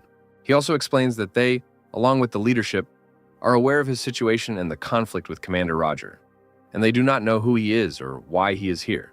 Remembering my past life, Michael remembers that after the apocalypse, all of humanity fell into madness, and only one elderly general stood to protect it until the end. When the commander found out what you went through, he wanted to meet you in person. I hope you will return to the shelter with us. At that moment, their conversation is interrupted by a powerful explosion, and a mutant appears from the crowd of infected, his hands covered in lightning. Michael asks his new acquaintances to protect the scientists and wounded comrades while he deals with the enemy himself. Goldie, you also keep an eye on them just in case, but don't transform unless necessary, otherwise you won't be allowed into the shelter. Looking at the crowd of opponents, the main hero understands that only the one with lightning is awakened, and all the rest are low-ranked and there is no need to use the skill. Before he could think of a plan of attack, a crowd of pawns immediately pounced on him, and it seemed to Michael that an advanced zombie was capable of controlling the weak. He uses them as a distraction, and while the protagonist is distracted, he tries to attack him with lightning bolts. The main character is surprised that the zombies have already evolved to a level where they began to develop intelligence, and apparently events are moving much faster than they did in his past. At this time, Commander Roger's wounded subordinate says that this advanced mutant is the one who struck their car with a bolt of lightning and knocked them out of action. During the battle, one of the electrical discharges hits the roof above our heroes, breaking the supports, and a huge number of fragments begin to fall to the ground.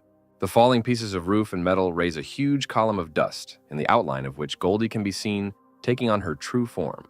After the smoke and dust clears, all survivors are found to be unharmed, with no idea how they managed to escape harm. The girl scientist says that she imagined and saw a huge dog with wings that saved them while simultaneously looking at the little puppy. Goldie's mind flashes back to the time he was ordered not to take on his true form, or he would not be allowed into the shelter, and he is overcome with fear. The little puppy starts rolling around on the floor, pretending to be a harmless and weak creature so as not to arouse unnecessary suspicion. Meanwhile, another colossal fat zombie intervenes in the battle between Michael and the advanced mutant. Looking at him for a second, the main character thinks that his opponent has the skill of controlling awakened individuals. He immediately rushes to attack him, deciding that he needs to get rid of one opponent as quickly as possible, because together they will become much more dangerous. The survivors and scientists watching the battle cannot believe that an ordinary person is capable of fighting off such formidable opponents alone. Having exhausted the colossal mutant, Michael manages to use the absorption skill on him and receive another % of rage, after which he tells the electric zombie that it is his turn, and apparently this does not make him very happy. Ultimately, having chosen the right moment, the main character manages to get close to the enemy and use his ability on him. The enemy is defeated, and the evolution tree informs that a new lightning skill has been unlocked, and 1% of its abilities have been received.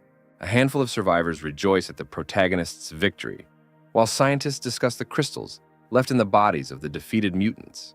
The professor in glasses, looking at the artifact, says that this confirms the results of his research. And since yesterday, these crystals have been appearing on the bodies of the dead. The old scientist extends his hand to the protagonist, saying that his name is Bruce, and he thanks him for saving them. In a past life, the professor and his team were able to obtain energy from the cores of monsters, and thanks to him, genetic medicines appeared. In the most terrible times, it was this invention that helped ordinary people wake up and fight back against imminent death. Realizing that the greatest man who determined the fate of humanity stands before him, Michael shakes his hand and says that he is immensely glad to meet them. The intern asks Professor Bruce to come to him because he needs help, and the main character says goodbye to him, hoping for a further opportunity to meet him again. While the scientists continue their research on the infected without wasting a minute, Scott helps his comrade up, who thanks Michael. Always happy to help. You got it the worst of all. We need to get you out of here. I'll try to find us a car. While they are still deciding how to get to the shelter, they hear worried cries from a group of scientists who are surprised by something. Impossible, am I wrong? All the dead should have crystals. Why aren't they here? Bruce suspects that there is something missing in his research, and he had hoped that he could easily use these crystals. Michael understands that the professor has already begun to research the monster cores, and most likely he absorbed them with his ability. So he needs to explain this to the professor correctly. He decides to clarify what exactly Bruce is talking about, realizing that he cannot interrupt his research because of a mistake and try to push him to the right train of thought. The professor hands him a green crystal and says that he needs to understand where these things come from and how they can be used to fight the infected. Michael says that it is unclear why they are called genetic cores, and he has already managed to eat several of them, after which he became stronger.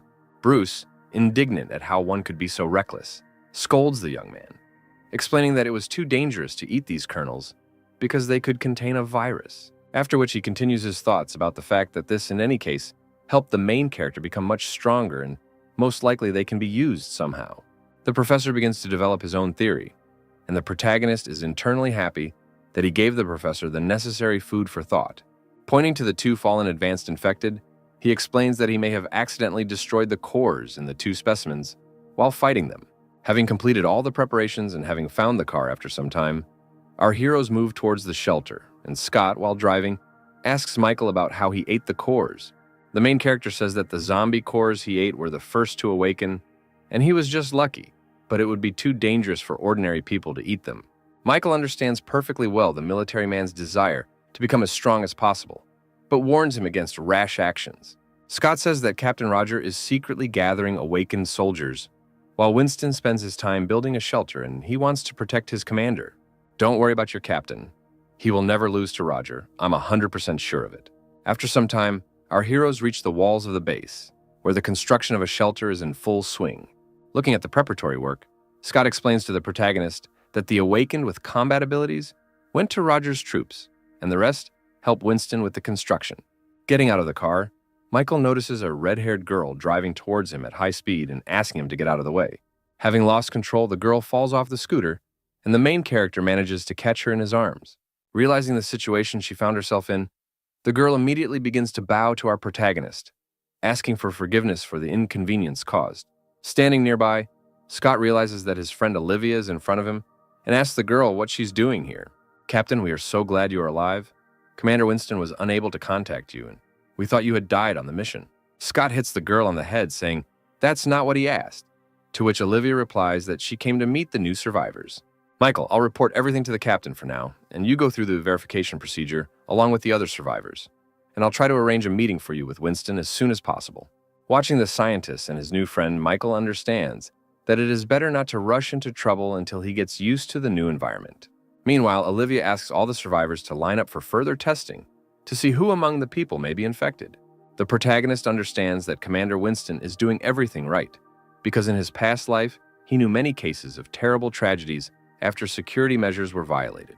After filling out the form given to him, after some time he passes by a familiar girl who is accepting forms from other survivors. It turns out that it is the girl he saved earlier, Lena, who is very happy to meet our main character and that he is safe. The girl rushes to thank our protagonist for recently saving their entire group from certain death. Michael is very glad that they managed to survive, and also that the girl joined the medical team. Lena reports that the captain of their squad, Megan, holds a much higher position and has recently had problems At this point, they are interrupted by the cries of a disgruntled crowd of survivors who ask the two lovebirds to quickly finish their dialogue. The girl says that she needs to work, and Michael finally asks Lena to look after his puppy. The girl is very happy to meet the little puppy, realizing that this is the same familiar that helped them get to the shelter. Alina agrees to finally suggest that Michael have dinner together today because she is very happy to see him. After some time, the protagonist finishes taking tests, and the nurse asks him to go to the waiting room, where he will be told the test results. After some time, a menacing-looking man enters the room, where all the survivors are gathered, and asks the name of one man. A voice of a man is heard from the crowd, who is immediately grabbed by two soldiers who say that he is infected and must be immediately quarantined. The survivor tries to say that there is some kind of mistake here, but the commander immediately shuts him up, saying that this is not a kindergarten and the situation is very serious. The man, realizing that he has no choice, stops resisting, and traces of a spreading infection are visible on his neck behind his shirt. All the rest of the uninfected, the man named Michael, must stay here, and the rest can go rest, and tomorrow, they will begin to help build the shelter. The survivors leave the room looking at our protagonist, assuming that he was very unlucky, and that the same fate awaits him as the stranger who was just taken into quarantine. The commander says that he was informed about a certain important person by his name, and asks to follow him to a special room. Michael sits down on the bed where he's asked to wait for a meeting with Commander Winston, and all the while he looks at a picture of his little sister. At this time, somewhere in the laboratory, Sylvia is in a strange capsule, and people nearby are discussing the fact that her blood test did not show the result they needed. After some time of waiting, there's a knock on our protagonist's door, and someone asks his permission to enter. Lena enters the room, greets Michael, and asks him to come with her to dinner, saying that she will take him to the dining room. They walk together through the corridors of the shelter, and Michael compliments the girl that he did not recognize her in different clothes, and that she looks very cute. Lena suggests visiting her commander Megan and giving her a surprise, because she would also be very happy to meet him. The girl also says that the problems she spoke about are related to the fact that Megan has awakened, and Commander Roger is trying with all his might to lure her to his side. This information begins to anger the protagonist, realizing that this willful warrior is trying to stick his nose where it doesn't belong. Their conversation is interrupted by an alarm, which informs that a conflict situation is occurring in the dining room on the 3rd floor. The girl assumes that most likely this is connected with her commander, and Roger's subordinates are again trying to bother Megan. At this very time, the mustachioed man tells Megan that Roger greatly appreciates her abilities and once again asks her to come over to their side. The girl says that she will not back down from her principles for any money or values that they offer her, because she is disgusted by Roger's policies. Megan is about to leave, but she is stopped by two men who were saved by Michael along with her and block her path. One of them says that they don't want to work for old man Winston all their lives, and since she is a very capable girl, they don't just remind her that she needs to choose the right side. Megan begins to lose her temper, and her body begins to emit a huge amount of energy, and her eyes begin to glow red. Everything around begins to tremble, and the man notices that the telekinesis that the girl possesses is incredible, and now he understands why the captain needs her so much. After which he says that not only she awakened her powers, and they both have F-rank abilities, fire element, and metal transformation. A man throws a ball of flame at a girl and says that today she will go with them no matter what it costs them.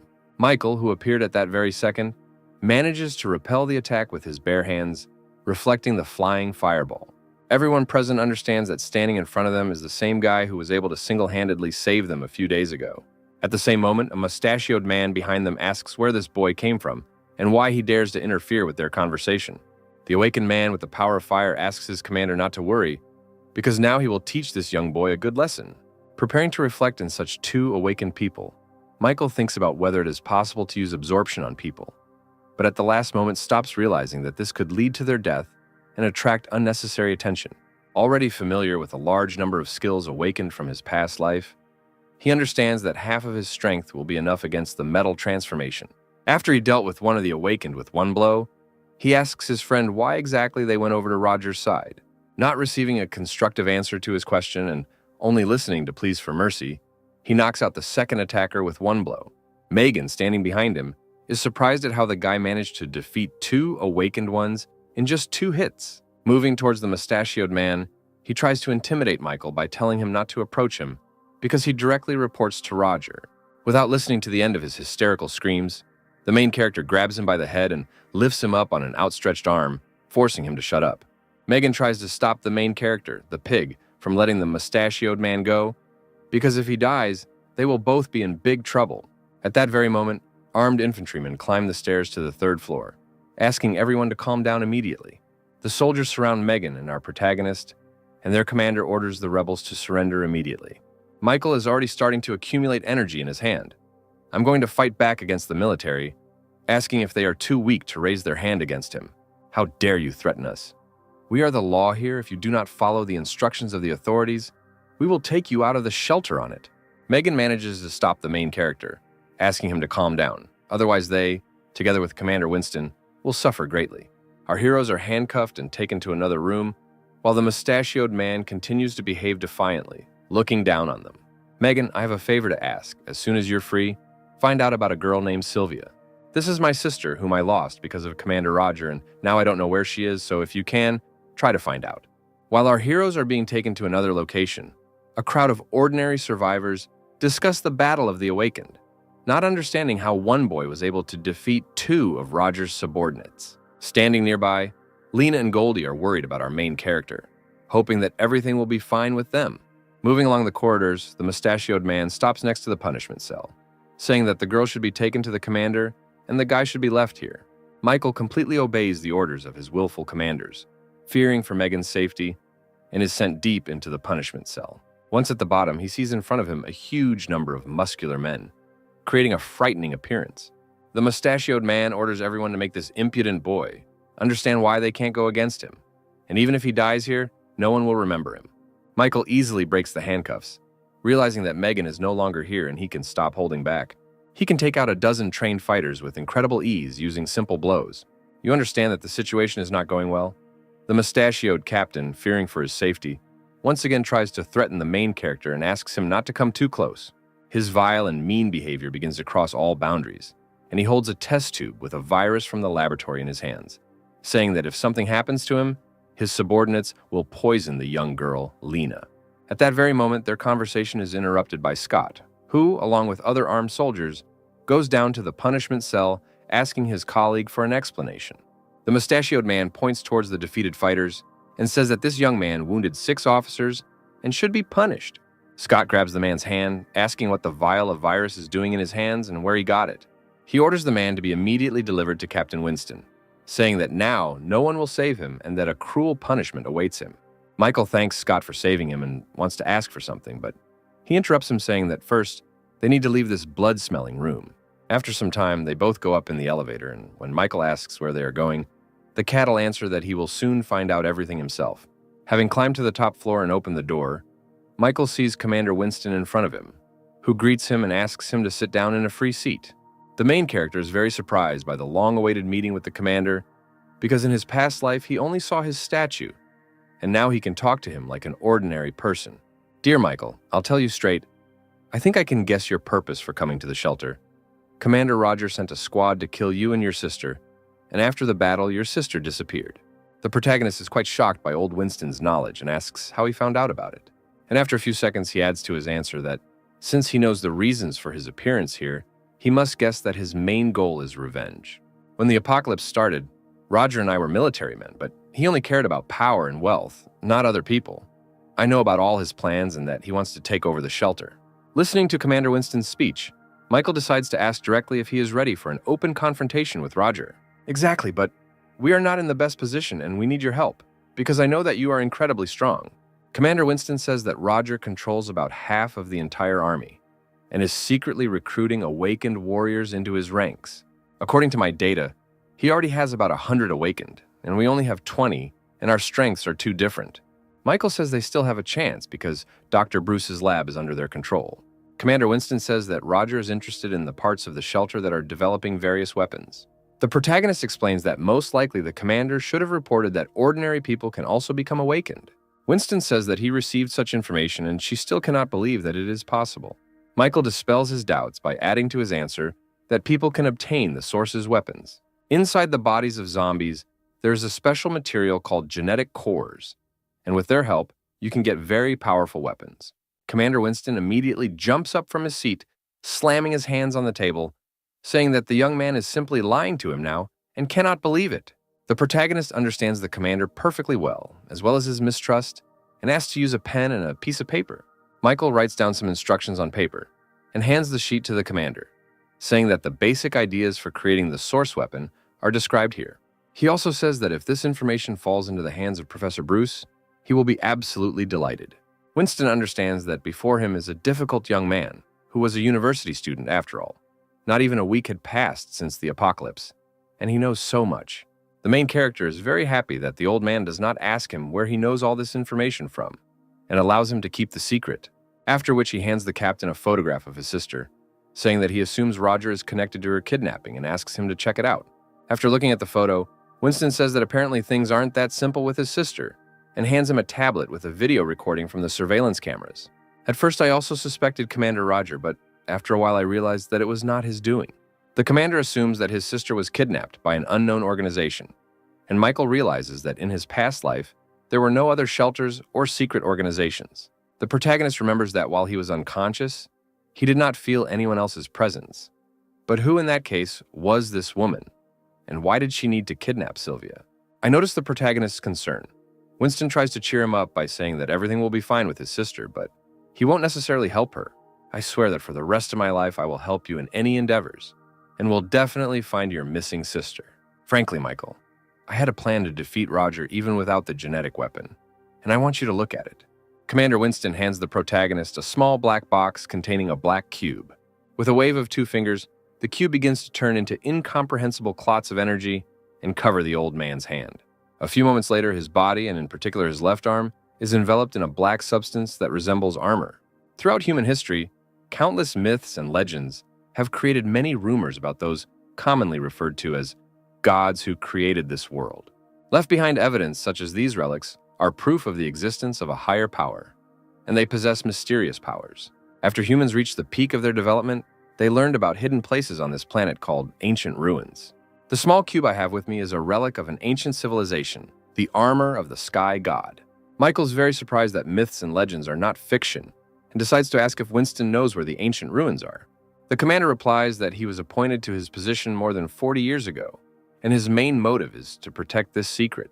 He says he only has one relic in his possession, but with their current technology, it's difficult to obtain them without resolving the ancient ruins.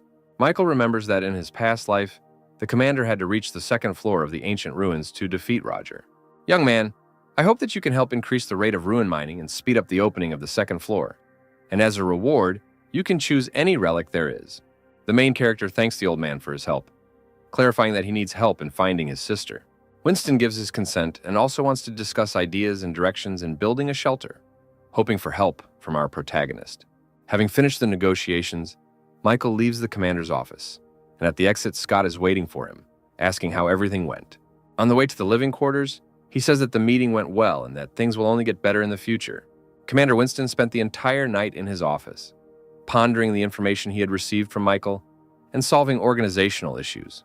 Already in the early morning, he decides to contact Professor Bruce to pass on to him the information he received about a powerful weapon. While the professor explains that he is busy with research that was prompted by a young man he met recently, Winston says that he also received some information from him.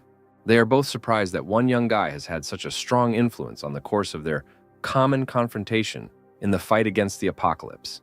Bruce says he never thought that 2 old men who are almost 200 years old would be helped by some young guy and forced to move forward. Winston suggests that Michael's appearance in their hideout is not a mere coincidence, and that he may be a new hope for them. Our main character is met by Megan and Lena, who are happy to see him and that everything is fine with him. Megan says that after she was captured, Commander Winston immediately sent several people to her who managed to save her, after which our heroes understand that the situation is gradually improving and go to the canteen to have a little snack. Meanwhile, Commander Roger is beside himself with rage, realizing that Michael, whom he sent to kill his people, has come to the shelter. In a fit of rage, he orders the recruitment of Awakened to continue, and the training of their special unit to be intensified. Assuming that Commander Winston is trying to strengthen his position, he is in no way going to give in to him. That evening, 2 sentries stationed on the walls of the shelter take turns at the observation post. While one of the soldiers looks around through binoculars, the second reassures him, saying that there has been no danger for several weeks and there is nothing to worry about. Suddenly, the man notices a huge crowd of zombies moving straight towards them, and the entire shelter becomes alarmed. All people are informed that a large group of infected has appeared 15 kilometers away from them and is moving towards their base, and according to rough estimates, there are more than 10,000 individuals there. This can't be. Our base is still under construction, and we are completely unable to cope with such a number of enemies. Winston immediately contacts Commander Roger, who says that he is aware of the situation and that if they do nothing, the walls will be destroyed. He also says that his awakened squad is the only one capable of fighting back against such a number of infected, and he has one condition. Roger asks in return that Winston hand over all his military powers to him and resign. In the commander's rage, Winston does not understand how, in such a hopeless situation, when the lives of other people are at stake, Roger cares about gaining power and authority. My dear friend, I have told you long ago that in an extreme situation, only with absolute power can you rule as a king. Winston does not understand what to do in such a hopeless situation when the lives of tens of thousands of people are at stake. The commander gives his consent, after which the cattle immediately begin to try to stop him, saying that under no circumstances should power be transferred into Roger's hands. We have no choice but to ask him for help. I can't look for profit when the lives of my people are at stake. At this very time, Roger orders all their forces to be transferred to the front lines to fight the zombies, and also immediately start mobilizing their awakened squad because he doesn't want his shelter to be damaged. Meanwhile, panic and rumors begin to spread among the military about what is happening outside the shelter walls. Commander Winston comes down to the people, asking for silence and reporting that a huge horde of infected is moving towards them. He asks people to remain calm because they should not be afraid and let everyone be ready to defend this place at the cost of their own lives. Right now, more than half of the shelter's forces will be sent to the front, along with Commander Roger's advance party, to protect all of humanity. The old man gives a fiery speech trying to raise his fighting spirit and inspire the soldiers to defend all those remnants of people for whom all this was started. Meanwhile, panic begins to break out in the corridors of the residential sectors, and Scott rushes to meet with Michael. He informs him that the shelter is currently being attacked by more than 10,000 zombies, and Commander Winston was forced to turn to Roger for help. He also reports that the commander was forced to make a deal, which included the conditions of a complete transfer of power and command over the shelter. Michael can't believe it, saying that this can't be done, and asks to tell him where the commander is now. Scott says that Winston has already gone to the front lines and he also needs to hurry, after which he hands the main character a map indicating the escape routes. Finally, he asks not to worry about Megan and Lena and promises to take care of them. The protagonist understands that the wave of zombies moving towards them should have appeared only after a month, as it was in his past life. But everything is going much better. Meanwhile, the military, using helicopters, observes a huge accumulation of mutants moving towards the shelter. Using military equipment located around the perimeter, as well as bombs, they try to stop the moving horde. Unfortunately, this is not enough, and although they manage to thin out the ranks of mutants, the main forces of zombies move towards the shelter. I begin to transfer military equipment towards the base. A detachment of awakened people of Commander Roger arrives at the front line. The man leading their squad declares that after much training, they are finally ready to fight in real life. Awakened humans are able to easily fight off ordinary, low-ranking zombies. This picture gives confidence and optimism to ordinary soldiers who hope that the power of superhumans will help them cope with this threat. The morale of the awakened begins to rise, and they are confident in their abilities, saying that dealing with mutants is as easy as crushing ants. At that very moment, one of the warriors of the detachment tries to warn his friend of the danger approaching him. Before he could react, his body was instantly cut into two parts by a very powerful and dangerous enemy. Behind him is a mutated, awakened zombie with truly incredible power. The squad leader says that they have about 200 people, which is enough to deal with regular zombies. But the awakened ones outnumber them, and at this rate, they will lose. At this time, on the walls of the shelter, the commanders watch the battle unfold. Commander Rogers informed that 50 men from his squad have already died, and he orders them to retreat immediately. Old Winston, we cannot afford to sacrifice the awakened just like that and must give them a chance to regroup. The two captains are also informed that, due to the sudden attack, the amount of military supplies is running out very quickly, and there is still about half of the available weapons left. Commander Winston orders a team to be created and the mines to be restored in front of the shelter, and also orders that civilians be taken to the bomb shelter if necessary. He distributes the task among his subordinates, ordering them to manage their defense points and not allow the slightest mistake. Looking at this, Roger understands that even in an emergency, his colleague is able to issue tasks in an organized manner, and he really deserves respect. After half an hour of preparation, the wave of zombies reaches the last line of defense, which contains mortar guns and traps along the road to the shelter. Roger says that they don't have enough power from him to fight for a long time. and they have no choice but to admit their defeat. He asks to stop showing off and follow him, because if he and the other awakened ones unite, they will still be able to fight back. There is nothing we can do in this situation, and if we continue like this, we will all eventually be finished off. Scott, realizing that the situation is becoming hopeless, wants to take Commander Winston to a bomb shelter because it is becoming too dangerous on the front lines. Unexpectedly for everyone present, one advanced zombie manages to get close to the very walls of the shelter. He rushes to attack Commander Winston, and everyone present does not even have time to react to save their captain. The old man is called out by someone's voice asking if all the fun is over, after which in an instant, the mutant is cut into pieces. In front of our heroes stands Michael, armed with several katanas, who apologizes for being late, as he spent too long looking for the armory. The old man is surprised by the appearance of the main character, and he, in turn, asks the commander to be a little more trusting and not doubt that he will leave them. Michael asks everyone to remain calm, promising that nothing will happen to the shelter and that he himself will be able to deal with this whole crowd of infected. The protagonist jumps off the walls of the shelter and, in mid-flight, his faithful familiar Goldie transforms into a colossal beast, taking on her true form. At this time, all the people present on the walls are surprised by the behavior of the young man, considering him a complete madman who just jumped off the high walls and is now going to die. A powerful and colossal column of fire flares up in front of their faces, rising into the air in front of their faces. They look up to see Michael riding on Goldie, not understanding where this lion-like creature came from, right under their noses. Looking at everything that is happening, Commander Winston catches himself thinking that Michael can actually defeat the zombie horde on his own. Our protagonist, without wasting a second, goes on an attack on the front lines, demolishing everything in his path. He splits up with his familiar, who begins to hold off most of the low-ranking infected, while our protagonist is busy clearing out the stronger ones. Michael finds himself thinking that from a close distance, the wave of zombies looks simply monstrous, and in his past life he was never so close to the epicenter of the battle. Making his way through the crowd of mutants, an advanced beast infected with snake skills stands in his way. Dodging this monster in this way, he understands why the squad of awakened ones suffered a crushing defeat, because among the crowd of low-ranking mutants, there are truly powerful opponents. Trying to attack an advanced snake zombie, his katana simply breaks on its thick and impenetrable skin. Our protagonist tries to regroup and retreat for a second, dodging attacks and thinking about a new plan of action. Realizing that conventional weapons cannot harm advanced zombies in any way, he decides that it is necessary to use supernatural abilities. His body is covered in a powerful purple aura, and he charges forward, his evolution tree informing him that he has already killed over 800 infected. The technique that our main character used bears fruit. He manages to defeat the zombie snake, as well as absorb 1% of his skills. Michael is well aware that he has only dealt with 1,000 mutants, and that he still has a very long battle ahead of him. He continues to chop up the flesh of the dead with even more pain in his heart, as if he were cutting vegetables for a salad. In the heat of battle, he thinks that activating the ability to devour with bare hands is rather inconvenient, and it would be nice to come up with another way. He suggests that it is possible to activate the ability to devour energy by transferring some of one's powers into the weapon. His katanas become covered in a bright purple glow, and he uses them to strip down hordes of zombies.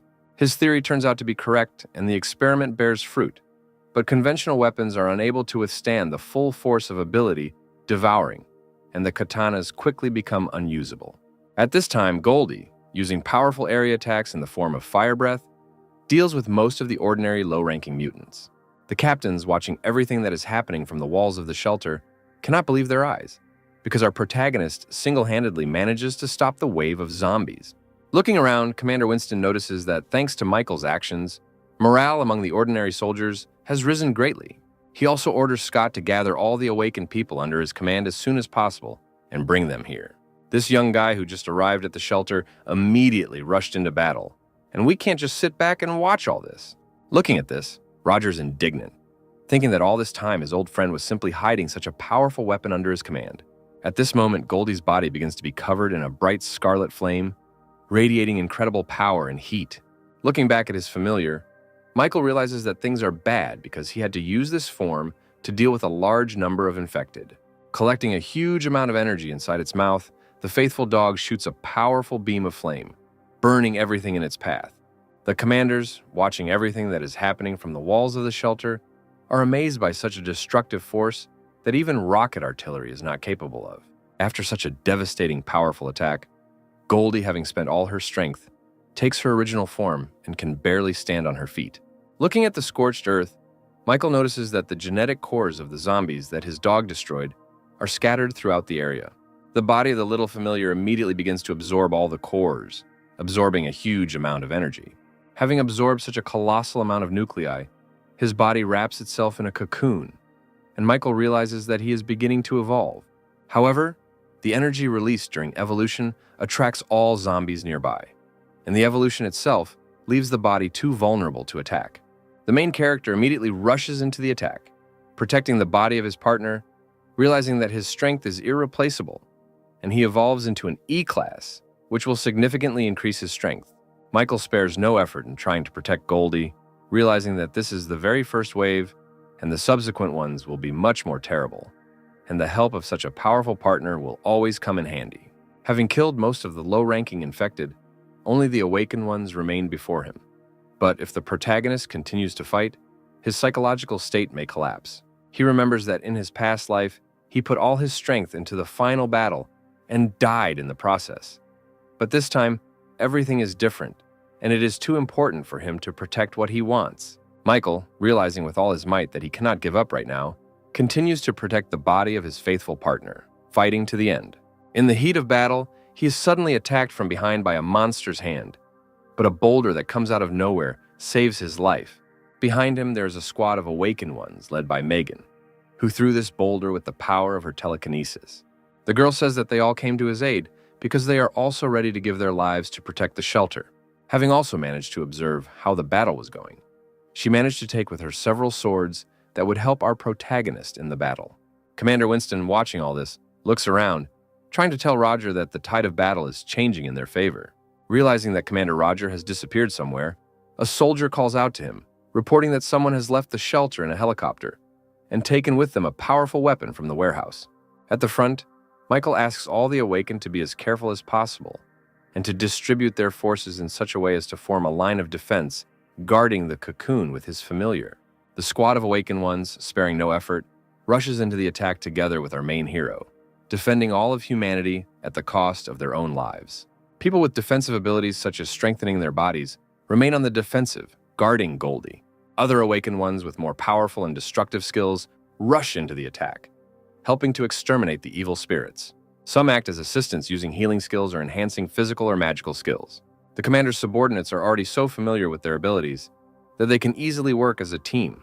Megan, I ask you to stay here with everyone and protect Goldie at all costs, while I go ahead. The girl is very worried about the exhaustion of the main character, but he tries to calm her down, saying that it is not important now and every second can be decisive.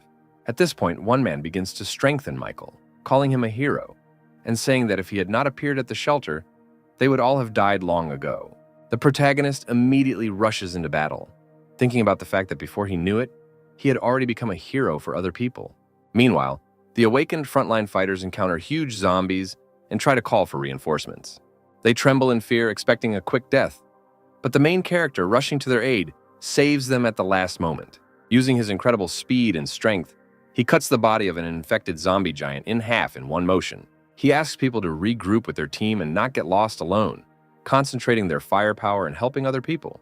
Michael also understands that his psychological state will not last for too long, and he needs to finish everything as soon as possible while the enhancement is affecting him.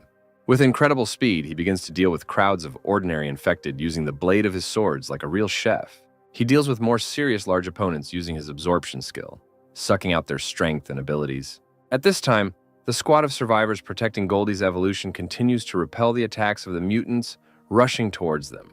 Commander Winston notices a combat helicopter flying past the walls of the shelter. Using the radio, he immediately contacts Commander Roger, asking him to stop immediately and return to base. It seems you've already guessed what I'm going to do. I can't stay alive unless he dies, and I'll do it with my own hands. Roger, stop right now. I may not pay attention to what you did in the past, but do you even understand what you are going to do? Old Winston, listen to me. Don't act rashly. I will ask Michael for forgiveness on your behalf. If you apologize, everything will be fine. Commander Winston is asked to resolve this situation peacefully to avoid something irreversible and irreparable happening. Roger starts screaming in rage, saying that he can't just let this brat survive, and demands that he be given command of the entire shelter immediately. He understands that there are not so few zombies left, and the main character is now very exhausted and weak, and all he needs to do is destroy them. At this time, panic also begins to reign on the battlefield, as all the survivors from the Awakened squad do not understand who sent the helicopter. One of the men with the ability of incredible vision says that Commander Roger is on the helicopter. At this moment, a huge number of missiles fly out of the helicopter, moving in the direction of our protagonist. Megan uses her telekinetic powers to try to stop the swarm, but with her current power, she can't control things that are moving at such a fast pace. An incredibly powerful explosion occurs, which is visible even from the walls of the shelter. The survivors cannot believe that Commander Roger just killed the hero of the shelter, and also for what purpose he did it. One among the people despair hangs, and they decide that everything is over because the rest of them will not be able to defeat the awakened zombies. The girl standing in front of the wall of flames does not believe that Michael just died, screaming into the air that his sister is still alive and waiting for help.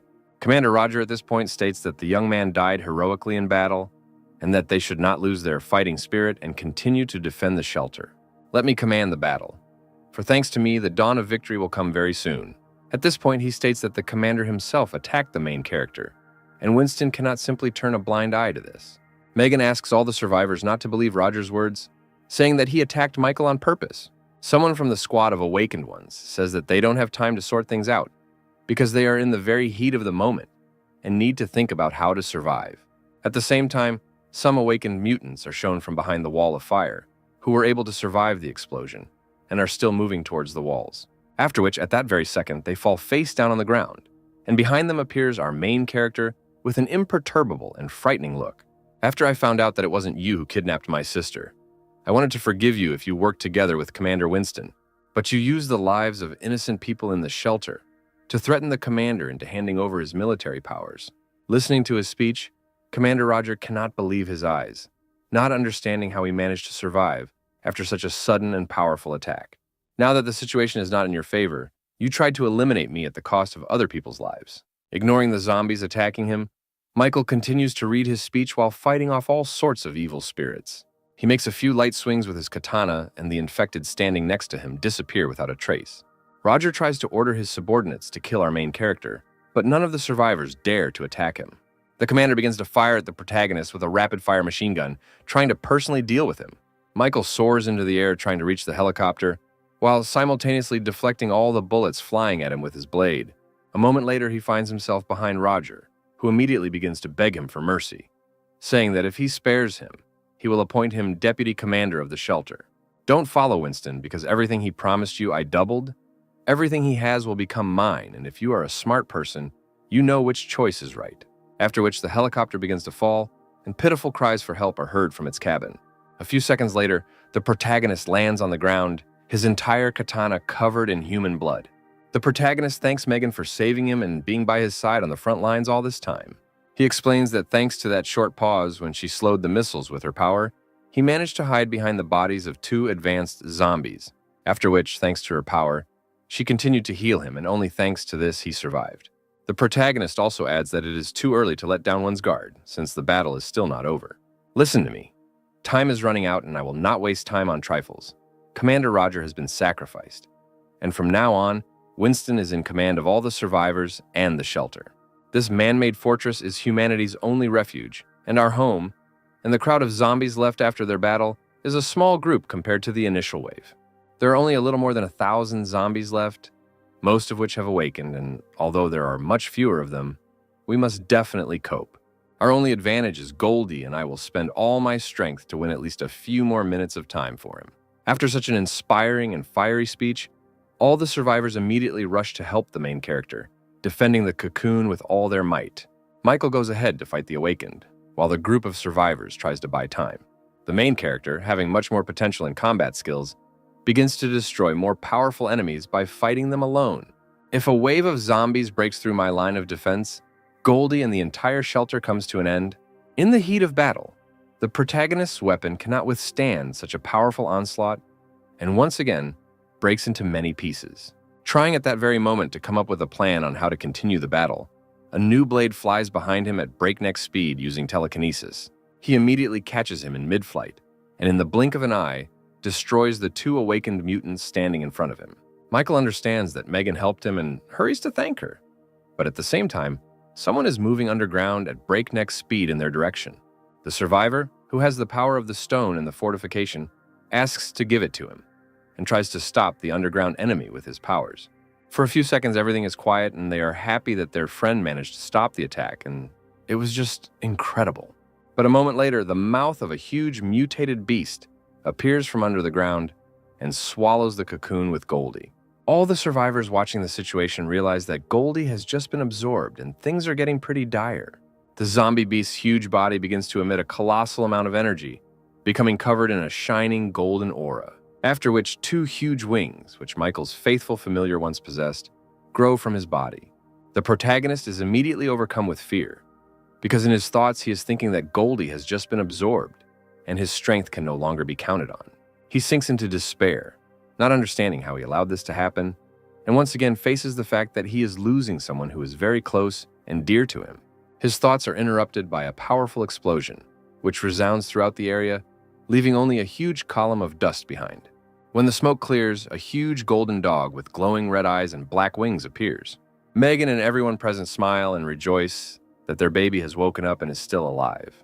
Michael is glad that his partner is still with him and immediately jumps on his back, realizing that he has fulfilled all the conditions for evolution. He asks everyone to stay put because they have almost exhausted their reserves of strength and asks them to leave the rest to him. His loyal familiar has evolved to E-Class, so it should be able to defeat all the remaining mutants. Once near the infected, Goldie begins to concentrate a huge amount of energy in her mouth, preparing to attack her opponents. After a few seconds, it spews out a huge stream of fire, destroying and incinerating everything in its path. Turning back, Michael notices that another crowd of evil spirits has crept up on them from behind and tries to warn his partner about the danger. A huge zombie with a bull mutation possessing very high strength and defense grabs Goldie by the tail. The dog immediately manages to react and, turning his head 180 degrees, attacks the offender with a powerful energy beam. The enraged bull immediately rushes to attack, but Goldie manages to block his attack by grabbing him by the horns.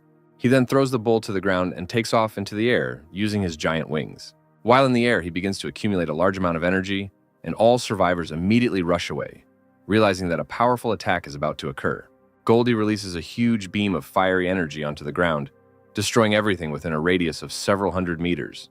People looking at the huge wall of flame understand that if they had delayed even a few seconds longer, only ashes would have remained of them.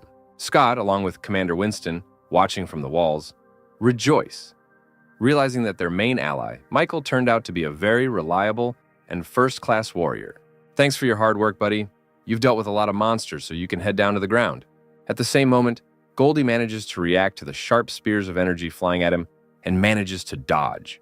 The survivors on the ground also managed to notice strange rays of light that were released in the direction of the main character. Michael looks around trying to see the remaining infected survivors, as he no longer senses the presence of monsters. From the dissipating fog emerges an E-Class zombie with a bat mutation, whose attacks contain a powerful poison. At the same moment, one of the squad of awakened ones comes to the aid of the main character, saying that there is only one zombie left and suggests that Michael take a rest and leave all the work to him. The protagonist tries to stop the naive man, telling him not to come closer to this person, because she is different from ordinary zombies. The man assumes that this is usually a low-ranking infected who doesn't even have time to take a few breaths before his body is torn into several small pieces. All the survivors are in shock, realizing that their friend was just destroyed in 1 second, and they are paralyzed with fear. Everyone step back immediately. She's on a completely different level. If you get too close, you will simply die.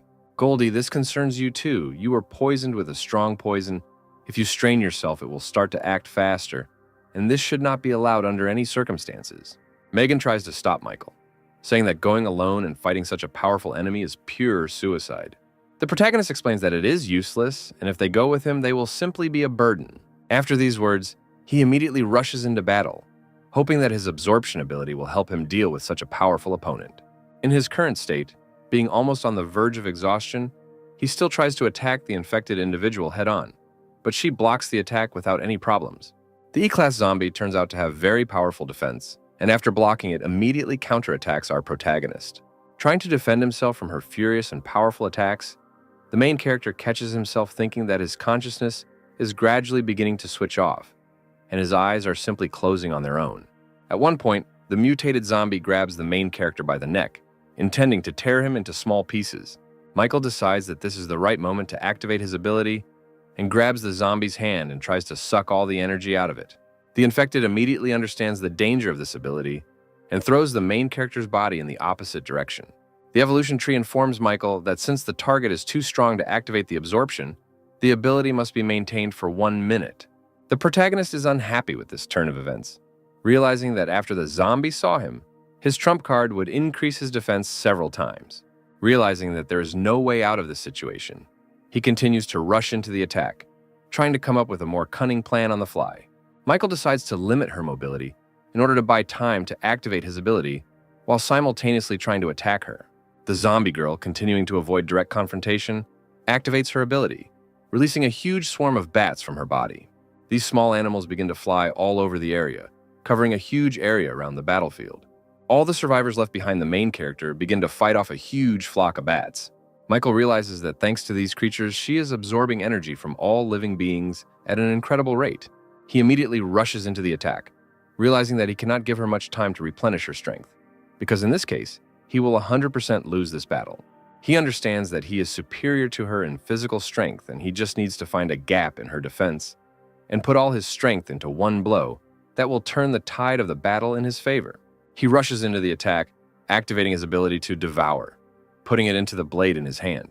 The survivors, watching the battle, manage to notice that the bats have stopped moving, and the course of the battle has most likely changed. The zombie girl managed to block Michael's attack, and his blade only slightly scratched the skin on her face. At the last moment before the strike, she managed to use all of her bats as a living shield to block such a powerful attack, after which the mutant immediately counterattacks the main character, who is trying with all his might to defend himself against an enemy superior in strength. Using his speed and stealth skills, he tries to find a weak spot in his opponent's defense and attack him from behind. The zombie girl also successfully parries this attack, and she and the main character continue to exchange series of blows. During the battle, Michael comes to realize that the fear of death is what is holding him back, and that he has never tried to be cautious before and put everything on the line. He begins to think that he remains as useless as in his past life, despite the fact that he now has access to the incredible power of the Tree of Evolution. At that very second, something very strange happens, and he manages to turn the tide of the battle by grabbing the mutant and throwing her very powerfully to the ground. Looking up, we see that Michael's consciousness has evaporated somewhere, and his eyes have lit up with a bright blue glow, and blue cracks are visible all over his face. In an instant, his body begins to overflow with frantic power, and he grabs the zombie girl by the 2 huge wings sticking out of her body. Pinning her to the ground with his foot, he mercilessly tears these wings from her body, and a frantic cry, saturated with pain and horror, is heard throughout the area. The Tree of Evolution seems to start talking to the consciousness of the main character, telling him to evolve and under no circumstances stop. At this time, Michael's consciousness comes to his senses, and he tries to understand where he is, because a second ago he was on the battlefield and fought with a powerful enemy. Opening his eyes, he sees a huge, shining blue tree in front of him, and tries to understand what it is and where he is. From the branches of the tree appears a blue spirit of evolution, who says that the main character's mind has disintegrated, and he must not fail under any circumstances and continue to evolve. Michael does not understand what is being discussed, and how exactly he should continue to develop, and what exactly the tree wants from him. The spirit keeps repeating the same thing, saying that now his mind is in danger and begins to sprout blue tree roots. The main character's body begins to become entangled in the roots of the Tree of Evolution, taking control of his body and mind. At this time, the monster girl, screaming in pain, rushes to attack our protagonist, promising to tear him to pieces. Michael's body, apparently controlled by the Tree of Evolution, fights back against the attacker without any difficulty. He continues to furiously attack the infected mutant, and his face shows no emotion, as if he is not human. In an instant, the zombie manages to attack the protagonist with sharp energy spears, poisoning his body. At this point, Megan notices that the main character is left without a weapon and is trying to pass him the katana, lying nearby using his power. Michael, with an unperturbed look, manages to catch the flying blade in flight, after which he calmly takes out sharp spikes from his body. The mutant girl assumes that her opponent must have been badly damaged by this attack, but somehow still continues to press her. What happens there is that the green energy accumulated from devouring abilities was used to heal the protagonist's body. The zombie girl tries to hold back the powerful pressure, and the main character is told that it is simply unfair. She senses a strange, inhuman energy from him that she simply cannot compare to. The infected woman understands that she needs to escape from him as quickly as possible and hide, because she will not be able to emerge victorious from this fight. But the main character is not going to let his opponent go just like that, and the lightning attack manages to pin one of her hands to a nearby rock. Using the katana in his opposite hand, he accumulates enough energy and plans to pin down the other hand. At this time, the survivors realize that all this time, Megan was helping the main character by strengthening his attacks with weapons. But the girl also understands that something strange is happening because her body was moving as if someone was controlling it, and she felt an invisible force. Looking back at Goldie, Megan realizes that our protagonist's familiar also feels some strange and unknown force. All these facts lead them to the idea that something very strange and inexplicable is happening to Michael. The protagonist, using his katana, immobilizes the infected zombie's second hand to a rock and grabs her head with his free hand, preventing her from making a sound. After which, with an unperturbed face, he begins to activate his absorption ability, and the evolution tree begins a countdown. The survivors, watching everything that is happening as well as Captain Winston, freeze in anticipation of the end of this fight. The evolution tree informs us that the absorption has been completed and the vampirism ability has been unlocked. And for killing an E-rank zombie, 500 evolution points and a mysterious energy sphere have been received. In the hands of the main character, all that remained was the body of a once harmless girl, dried up to the last drop. The night gradually gives way to dawn, and Michael, standing over his defeated enemy, gradually begins to regain consciousness. Having managed to open his eyes for a moment, he immediately begins to fall to the ground because he is still not ready to accept the current state of affairs. A few seconds later, his consciousness again finds itself in an incomprehensible place, and he tries to remember everything that happened to him over the past few hours. At some point, someone's voice calls out to him, and turning around, he sees his younger sister Sylvia in front of him. He immediately tries to start talking to the girl, and also to get closer to her, but his legs are enveloped in the roots of the tree, preventing him from moving further. Sylvia apologizes to her brother and says that she cannot go with him yet. "I ask you not to go. Do not leave me alone. At least tell me where you are, and I will immediately rush to your aid." "I'm sorry, but I can't. The current you is not strong enough and must become much stronger, and I will wait for you." After these words, Michael immediately regains consciousness and, looking around, realizes that he is in a hospital ward. Remembering that the battle with the zombie horde was successful, he sets himself a new goal to find the very person who kidnapped his sister and deal with the evolution tree. He immediately transfers his consciousness to the temple tree from which his path to becoming a hero began. After a long time of sorting through the trophies obtained during the battle, he finally finished distributing his skills. He sees 3 new types of notifications in front of him. The first is a kill, because a crowd of zombies allowed him to get more than 10,000 evolution points. The second is the ability to devour, which at some points can take quite a long time and informs about a large number of abilities. Thirdly, it is a treasure, because killing a rare monster gives a certain chance to get a rare energy source, which in this case was obtained after killing an E-rank zombie. The Tree of Evolution offers to open the energy sphere, and after agreeing, he receives a fragment of a universal ability that can replenish 20% of any skill. This is quite an unexpected gain, and this way I will be able to collect and accumulate abilities faster. Initially, the protagonist assumed that he would be able to develop to E rank, but the absorbed gene core has several garbage substances that will be removed. Looking at his body's indicators, he understands that strength, speed, and detection are at level 5, and intelligence is at level 3, and to increase the first 3, he needs 1,000 evolution points. The system offers him to perform a reactive gene process and spend all the accumulated points. But Michael decides to stay at his current level for now until he evolves to C rank. Strength and dexterity are important for battle, so I'll raise them to level 6 first. Mental spirit also cannot be neglected in the horde of monsters' instant spirit. There are problems, so the remaining points can be spent on improving the mental spirit. After successfully distributing the upgrade points he had accumulated, the protagonist decides to go out onto the balcony of his room and admire the sunset. He is interrupted by Megan, who asks how long ago he regained consciousness and what he is doing here. The girl says that now, for all the survivors of the shelter, he is a real hero, and some even call him the God of War. Michael says that he is not worthy of such a title, because he could not even protect his little sister, and he does not have the qualifications to become a real hero. The girl says that the main character was unconscious for 3 days, and every morning Commander Winston came to visit him in the hope that you would regain consciousness as soon as possible. Looking at Michael's thoughtful face, Megan assumes that he wants to leave the shelter's walls and decides to ask him about it directly, after which she receives an approving answer, marking the beginning of a new chapter. Before setting off, Michael decides to look in on the commander, who is very happy that he has regained consciousness and is doing well. They both sit down, and the old man asks if the main character's body has completely returned to normal and stopped after the injuries he received. Commander Winston, I'm here to ask you about what happened today. How is the research into genetic medicine progressing? When you were in a coma, I went to the research lab. The creation of gene medicine is almost finished. We are preparing for injections to people. Michael smiles as he is very happy with this news, and he says that in this situation, he can calmly leave the walls of the shelter. Winston can't believe his ears and asks our protagonist why he decided to leave them and for what purpose. You must know why I came here. Now that what I wanted to do here is ready, I need to go in search of my little sister. I approve of your decision, young man. So tell me everything you need for your further journey and what kind of help you need.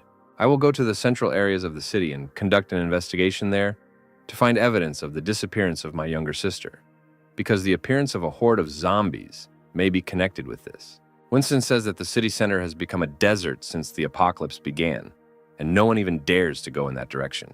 Michael asks him not to worry because he knows perfectly well what he's doing, and there's nothing more important in his life than the task at hand. The commander understands that he won't be able to stop the main character just like that, and doesn't even try to convince him otherwise. He asks him to wait for a while and contacts the research lab by phone. After 15 minutes of waiting, he receives a call, and Winston asks Michael to go with him to one place because he wants to show him something. The research lab is an amazing place. After you fought the zombie horde, I ordered Bruce to make a special weapon for you. Moving along the corridors towards the laboratory, Michael says that as soon as he receives the weapon, he will immediately leave the walls of the shelter. Through the transparent windows, he watches as awakened people in the courtyard engage in competitive sparring to determine their strength levels. Some of the survivors will be assigned to the SHIELD team. They must ensure the safety of the shelter, remain and guard the base. The second type of people will be a team of hunters, which will have many different squads responsible for clearing nearby areas of zombies and collecting various supplies. The third type will be a team of super warriors, which will consist of the most unique people who are able to fight a horde of zombies and have high fighting qualities. Michael can't believe that Commander Winston will be able to prepare such a detailed plan to protect the survivors in such a short time. At that very moment, all the awakened people gathered on the street notice our main hero through the windows of the building and begin to chant his name, calling him a hero. The protagonist tries to justify himself by saying that he once again does not like this attitude towards himself and that he is just another ordinary survivor. After some time, they reach a secret elevator, which takes them down to the lower underground floors where the laboratory is located. You saved everyone, I'm not exaggerating. Without you, the shelter would have been destroyed and your departure will be a serious blow to us. Michael already wants to start making excuses, but the old man hits him on the back and says that he is just joking and understands perfectly well the situation he's in. Finding himself at the huge and fortified walls of the laboratory, he asks Bruce to open the gates as they have come to obtain a new weapon. At the entrance, they are met by a professor who asks them to follow him quickly because he still has a lot of work and time is limited. Bruce opens a huge armored capsule containing a small cube, and he says that it is a metal with a memory effect and is made according to the model of the armor of the heavenly god. He hands it to Michael and asks him to test it, and he in turn agrees and begins to pour some of his power into the metal. The mysterious cube quickly begins to absorb energy and takes the form of two incredibly sharp and strong daggers. Bruce says that thanks to Winston's observation, he combined the fighting method and combined it with the sky god's armor, which resulted in a similar material. Its original state can change into the form you want. Try to put your ability there. Michael tries to transform the metal again, and the blades turn into a ring that envelops his index finger. For now, I'm considering this as a weapon. When the second layer of ruins is open, I'll let you choose a new one. Michael thanks the professor and says that he is immensely happy with such a generous gift, after which he hurries to leave the laboratory as quickly as possible. Finally, Michael asks Winston where his partner Goldie is now, and he replies that he saw him in the company of Lena.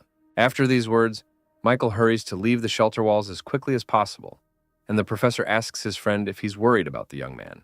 Until now, I didn't believe that this guy could really handle more than 10,000 zombies, and suspected that he would replace not only Roger, but also me, and use the shelter's resources. While collecting all his things, Michael visits Lena, thanks to her concern for Goldie, and the girl asks him to be careful and return back as soon as possible safe and sound. At the exit from the shelter, our protagonist is met by Megan, who does not believe that he will simply leave the walls of the fortress and leave them alone. Michael says that he is simply not used to this kind of thing, and he cannot leave his sister alone waiting for her to show up. In that case, let me go with you. The city center is too dangerous, and perhaps I can provide you with acceptable assistance. I thank you, but it's too dangerous. I don't want you to risk your life. The shelter just survived a zombie outbreak, and you all need each other. Finally, Megan screams and asks Michael if he will come back to them and if they will be able to see each other in the future. The main character says with confidence on his face that he will definitely return and they will see each other soon. After several hours of flight, our heroes find themselves near the nearby quarters of the place where they were heading and observe a huge accumulation of mutated zombies there. All this time, while the main character was in a coma, some zombies managed to evolve to C rank and pose a very serious danger to him. Since the evolution tree reacts this way, and I feel a lot of energy is accumulated there, I definitely need to go and check that place out. At this moment, Goldie does not feel any fear because he wants new adventures, and also to sort things out as soon as possible and return to rest. While combing through one of the buildings from which a huge amount of energy is emanating, he does not feel the presence of zombies. Goldie's sense of smell is stronger than mine. Maybe there really is an infected person who can hide his smell and presence. Michael takes out his blades and asks his familiar not to rush into hasty actions, because they need to be more careful and study the surroundings wisely. Having climbed up to the main floor, the hero notices a white-haired man with a little girl who calls him Big Brother and holds an apple in her hand. The man immediately notices our hero and reacts to him by standing up to defend his sister. The main character greets the survivors, but he couldn't even imagine that he would meet ordinary people in such a dangerous zone where everything is teeming with awakened mutants. The man covers his sister, saying that he doesn't believe that they were caught up so quickly and asks the girl to stay behind him, after which he rushes to attack our main character, calling the name Blake and saying that he will not surrender to him and will avenge his sister. Michael dodges the attack, saying that he clearly has him confused with someone else and that he doesn't know any Blake and has no idea who he is. The stranger immediately notices his mistake and hurries to apologize as quickly as possible, saying that he mistook the main character for someone else. They bow together with their sister and ask for forgiveness, saying that they are very sorry and did not want to cause him unnecessary trouble. Michael asks them not to worry and decides to introduce himself as quickly as possible, asking his new acquaintances to state their names. The stranger man says his name is Aaron and his younger sister is Emily, after which he spends 20 minutes explaining what happened to them. Aaron explains that the little girl is actually his wife's sister, who was raped by Blake's men and then fed to the monster. Now I only have this girl left and I can't let anything happen to her in memory of my wife. The protagonist is overcome with rage, and he tries to calm Aaron down by promising that these scoundrels will definitely get what they deserve for such behavior. That's not all.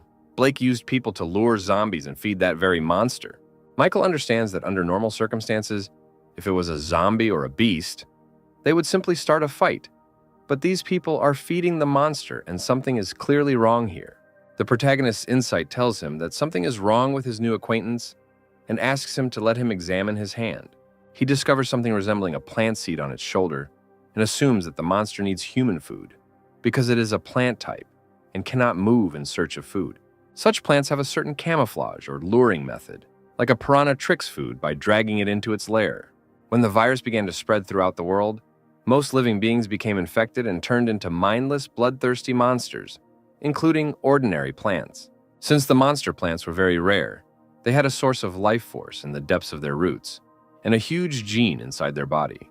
Because of such unique features in his past life during the apocalypse, every time a mutated plant-type monster appeared, it attracted countless people who fought to the death for it. Michael could never have imagined that he would encounter such a monster, and he needs to destroy it as soon as possible to get the source of life force. The protagonist's thoughts are interrupted by Aaron, who asks if everything is okay with him and why the protagonist just stands there without moving. This place is not safe. You will be found quickly, and I'm sure that those who are looking for you are already somewhere nearby, especially since you have seeds attached to you that give away your location. That's it. It's not surprising that every time we hide, ours very quickly finds that we need to get out of here urgently. Michael tries to reassure his new acquaintances by saying that he will definitely help them in a difficult situation and destroy all the offenders. The man does not believe the words of the protagonist, and the fact that he alone is capable of defeating such a number of enemies who have weapons and superpowers. Michael says that he also lost his little sister because he was not strong enough, but assures Aaron that he is strong enough to protect them both. The man agrees with him, realizing that if he continues to live in constant hiding and running from problems, then nothing will change. We won't do anything, we'll just rest here and wait until they find us themselves, because with their help, we can penetrate their base. After a few hours of rest, the main characters hear a crowd of people climbing the steps towards them. Looking at the thugs, Aaron says that Blake is not among them and that they are just pawns who do dirty work. One of the bandits says that because Aaron and his sister ran away, the boss punished him very severely and he is going to take revenge for it. After these words, he runs up to him and starts beating him with his fists with all his might, using his face as a punching bag. Michael already wants to help his new friend, but he stops him, saying that he is fine and there is no need to interfere. The thug doesn't understand who Michael is. They decide to take him with them to the base, because they will all be useful as additional food. After some time using a vehicle that is fit for movement, they reach a huge stadium, covered in giant roots and branches. Near one of the doors inside the building, 2 guards are standing and they hear someone screaming at the top of their lungs behind the door, begging for mercy. The boss has been playing around lately, bringing in guys and girls and making them watch while he has fun with her. This guy's name seems to be Austin, and the boss definitely has some kind of disgusting interest in him. But in this situation, might makes right. Inside the room, we see a guy sitting and tied to a chair with a gag in his mouth and a man getting dressed, zipping up the fly of his pants. On the bed in front of him lies a disfigured and beaten girl who has just been abused and is asking Austin for forgiveness. Having finished dressing, the man moves towards the tied-up guy, asking him if he liked the performance. "Why are you angry? You should be grateful to your girlfriend, because if it weren't for her, you would have died long ago. Blame yourself for being weak and worthless." He then tears off a piece of tape covering Austin's mouth, saying that he is interested in hearing his thoughts after watching this spectacle. The guy immediately starts screaming at the top of his lungs to the point that the capillaries in his eyes start to burst, promising Blake to kill him at the first opportunity. He in turn immediately delivers a powerful blow to Austin's stomach, causing him to writhe in pain and stop screaming throughout the room. He starts kicking him, mocking him and saying that he will not stop until he becomes crippled, and then uses him as bait. The girl lying on the bed asks Blake to stop, saying something about promising to let her boyfriend go if she agrees to his request. Blake says that she turned out to be a naive fool, because he had no reason to just let them go and lose valuable ingredients for the plant. At that very second, a powerful explosion occurs and a huge hole appears in one of the walls, through which our main character enters the room. "You bastard. Where did you come from? You want to become a hero? Do you even know who I am and what will happen to you after such impudence?" Michael is behind Blake in an instant, saying that he doesn't need to know the name of the man who's going to die in the next few minutes. He gives the girl his jacket, asking her not to worry about anything and to find a safe place to hide. Blake immediately starts screaming at the top of his voice, telling the guards standing behind the door to immediately go inside and grab this insolent fellow. At that moment, the rest of the team members appear and ask him to save his strength, since they have already dealt with his henchmen. Austin, who had been tied to a chair the whole time, notices Michael and calls him by name, saying that he knows him. The protagonist remembers that once in elementary school he was bullied for not having parents, and Austin was the guy who always protected him. Blake's body begins to change, and he apparently activates his ability, saying that after such a heartfelt meeting between his classmates, it's time for them to die. He attacks the protagonist with a huge mutated hand, and Michael realizes that he has the ability of the Beast Claws, which is too weak at this stage. Unless the claws have a strong nerve-paralyzing poison, this is one of the most useless abilities. The main character, without any problems, inflicts a huge amount of damage on Blake in a few seconds, forcing him to retreat. His opponent, realizing the seriousness of the situation he found himself in, begins to beg for mercy and asks not to kill him. At the last moment, Austin and Aaron stop Michael and ask him to give them the opportunity to deal with him themselves.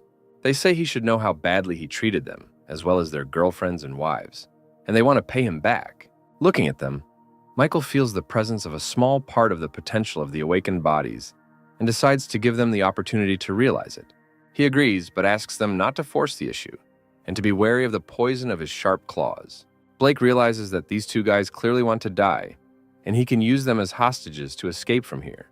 The boys immediately begin to attack Blake using steel bats as weapons and try to overpower him. "You want to kill me? But you are just a worthless piece of trash who can't even protect your own women." Blake doesn't understand how these guys have so much confidence after everything they've been through. He begins to get furiously irritated by the fact that some worthless people like them look down on him, and he promises to destroy everyone who is here. Even though Blake is seriously injured, he still manages to hold his own against two opponents, keeping up with each one's movements. The girl, watching all this from the side, asks the main character to help her boyfriend, because they could die in battle with this villain. I understand their pain. They hate him because they are weak and desperately trying to protect what they love. They try to atone for their guilt, and in search of change and strength, they take unprecedented risks, putting their own lives at risk. The girl continues to beg the protagonist to help them, but he does not dare, hoping that in a critical situation, they will still be able to awaken their potential. At the last moment, he decides not to risk the lives of innocent people and rushes to attack Blake. At that moment, his body becomes very heavy and he stops, and everything around him begins to shake and tremble. He looks at Aaron, who has clearly awakened the power to control gravity, although he himself does not understand what is happening. Gravity control is a B-rank ability that controls gravity and can control the gravity of any location, and its control increases depending on the user's strength. Looking at Austin's body, which is in Blake's beastly hand, Michael realizes that something strange is happening to him too. He doesn't believe that both of them immediately awakened powerful abilities, and Austin simply disappeared and appeared behind the offender's back because he received a very rare rank A ability, Shadow Rupture. Shadow Rupture is an ability that covers the user's body, turning them into a shadow and allowing them to change into any shape, as well as dive inside objects to avoid damage. Austin says he's not going to just kill Blake. He's going to cut him up piece by piece, slowly and painfully, just like he did with the other victims. He decides to let him feel the despair that their wives experienced and cuts out his tongue so that he cannot scream and speak, after which he does not stop. With a malicious grin, he cuts off Blake's hand, causing him to scream in pain. Michael watches with an impassive face as Austin mocks the body of his defeated enemy, realizing that after everything he's been through, this is a natural outcome. After some time, they both stand in front of Blake's lifeless body, which simply lies on the floor and does not move. A few seconds later, Austin also falls to his knees and starts coughing up blood, trying to figure out what's happening to him. Michael says that apparently Blake managed to poison him, and I also spread throughout his body. At that moment, the building begins to shake, and Aaron grabs his friend, saying that they need to run as quickly as possible, because apparently the monster living within these walls has awakened. I'll stay to deal with this monster because that's the reason I came here, and you're going outside because you'll only get in the way. The wounded boys, along with their sisters and girlfriends, rush to leave the stadium as quickly as possible, hoping that Michael will have enough strength to fight the monster alone. Austin notes that he has known the main character since elementary school, and although a lot of time has passed since they met, he has changed a lot. That weak look that was in his memories has completely disappeared, and in front of him stands a real mature man who can really be relied upon and believed in. Meanwhile, the plant's roots begin to penetrate every centimeter of the building, demonstrating all of its monstrosity. Outside the stadium, huge roots begin to rage from side to side, and the real body of the monster is revealed. It can't be. This is the monster that Blake fed, and we lived next to him all this time. Tyrant King Flower is a large size.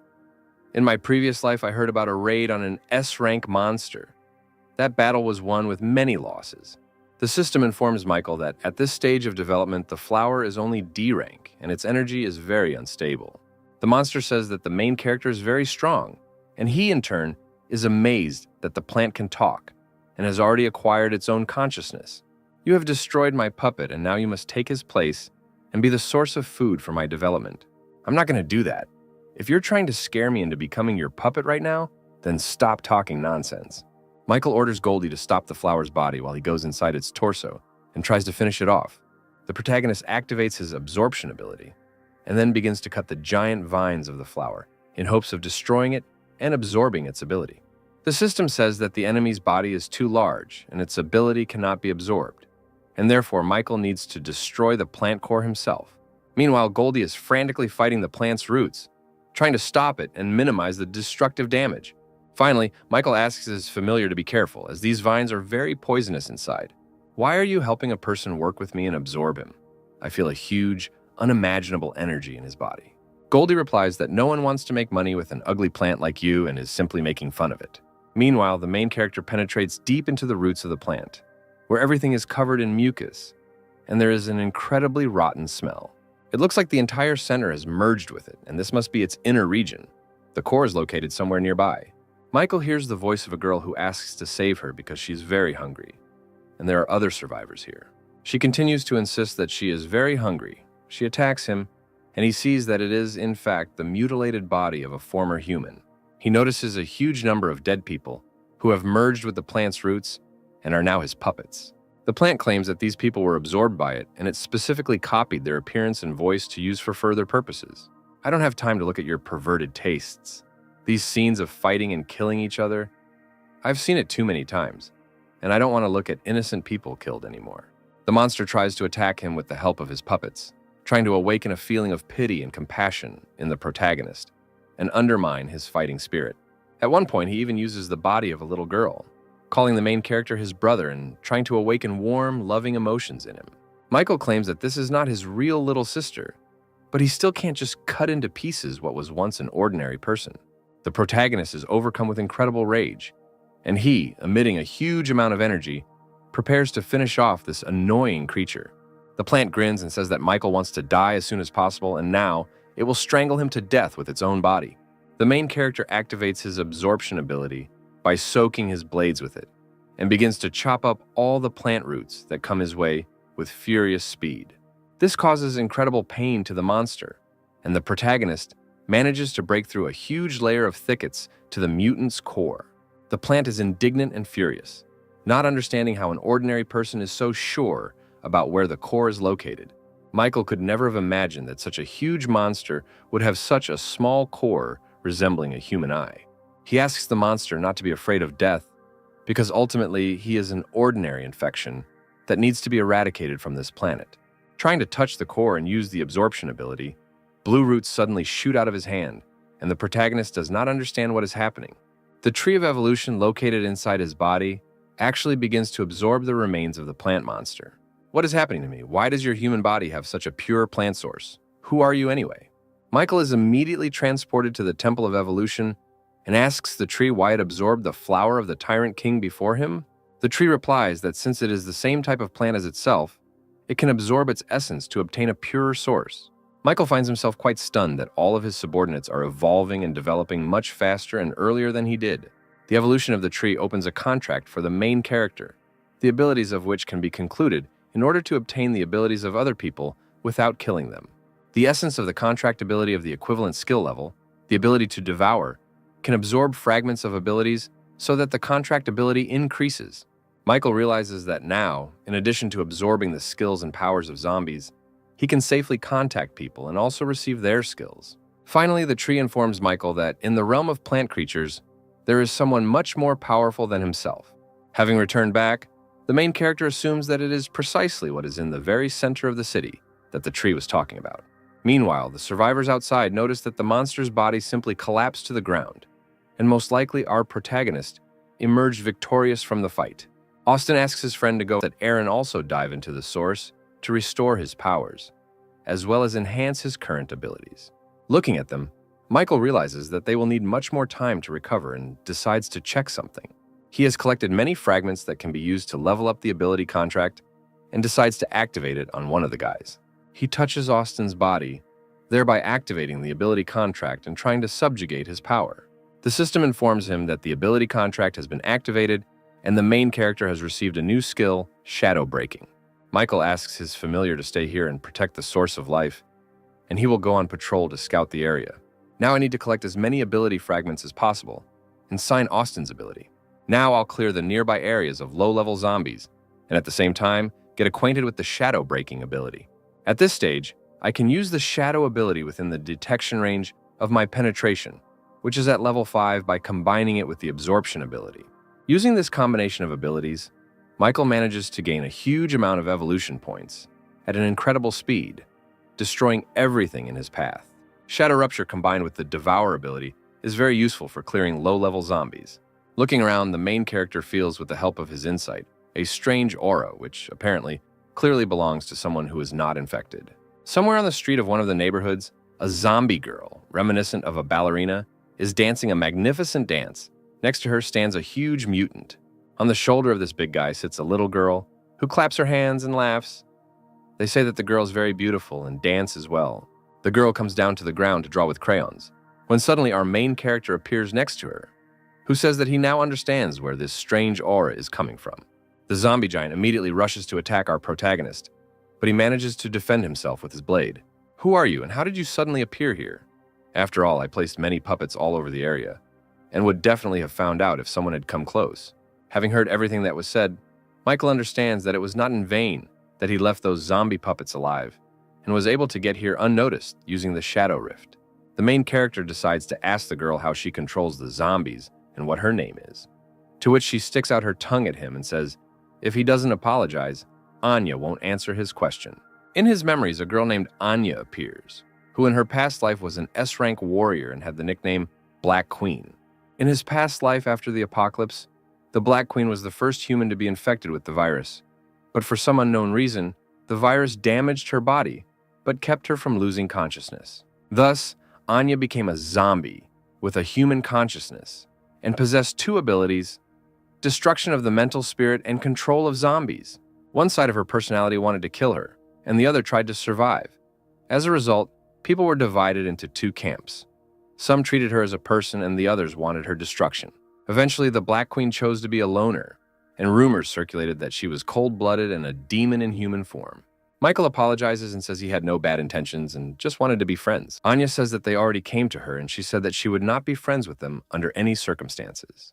You understand that someone has already come to her? Michael asks to describe these people.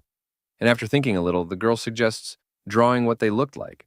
The girl draws two strange people on the ground and says that a few days ago they came to find her, but she ran away.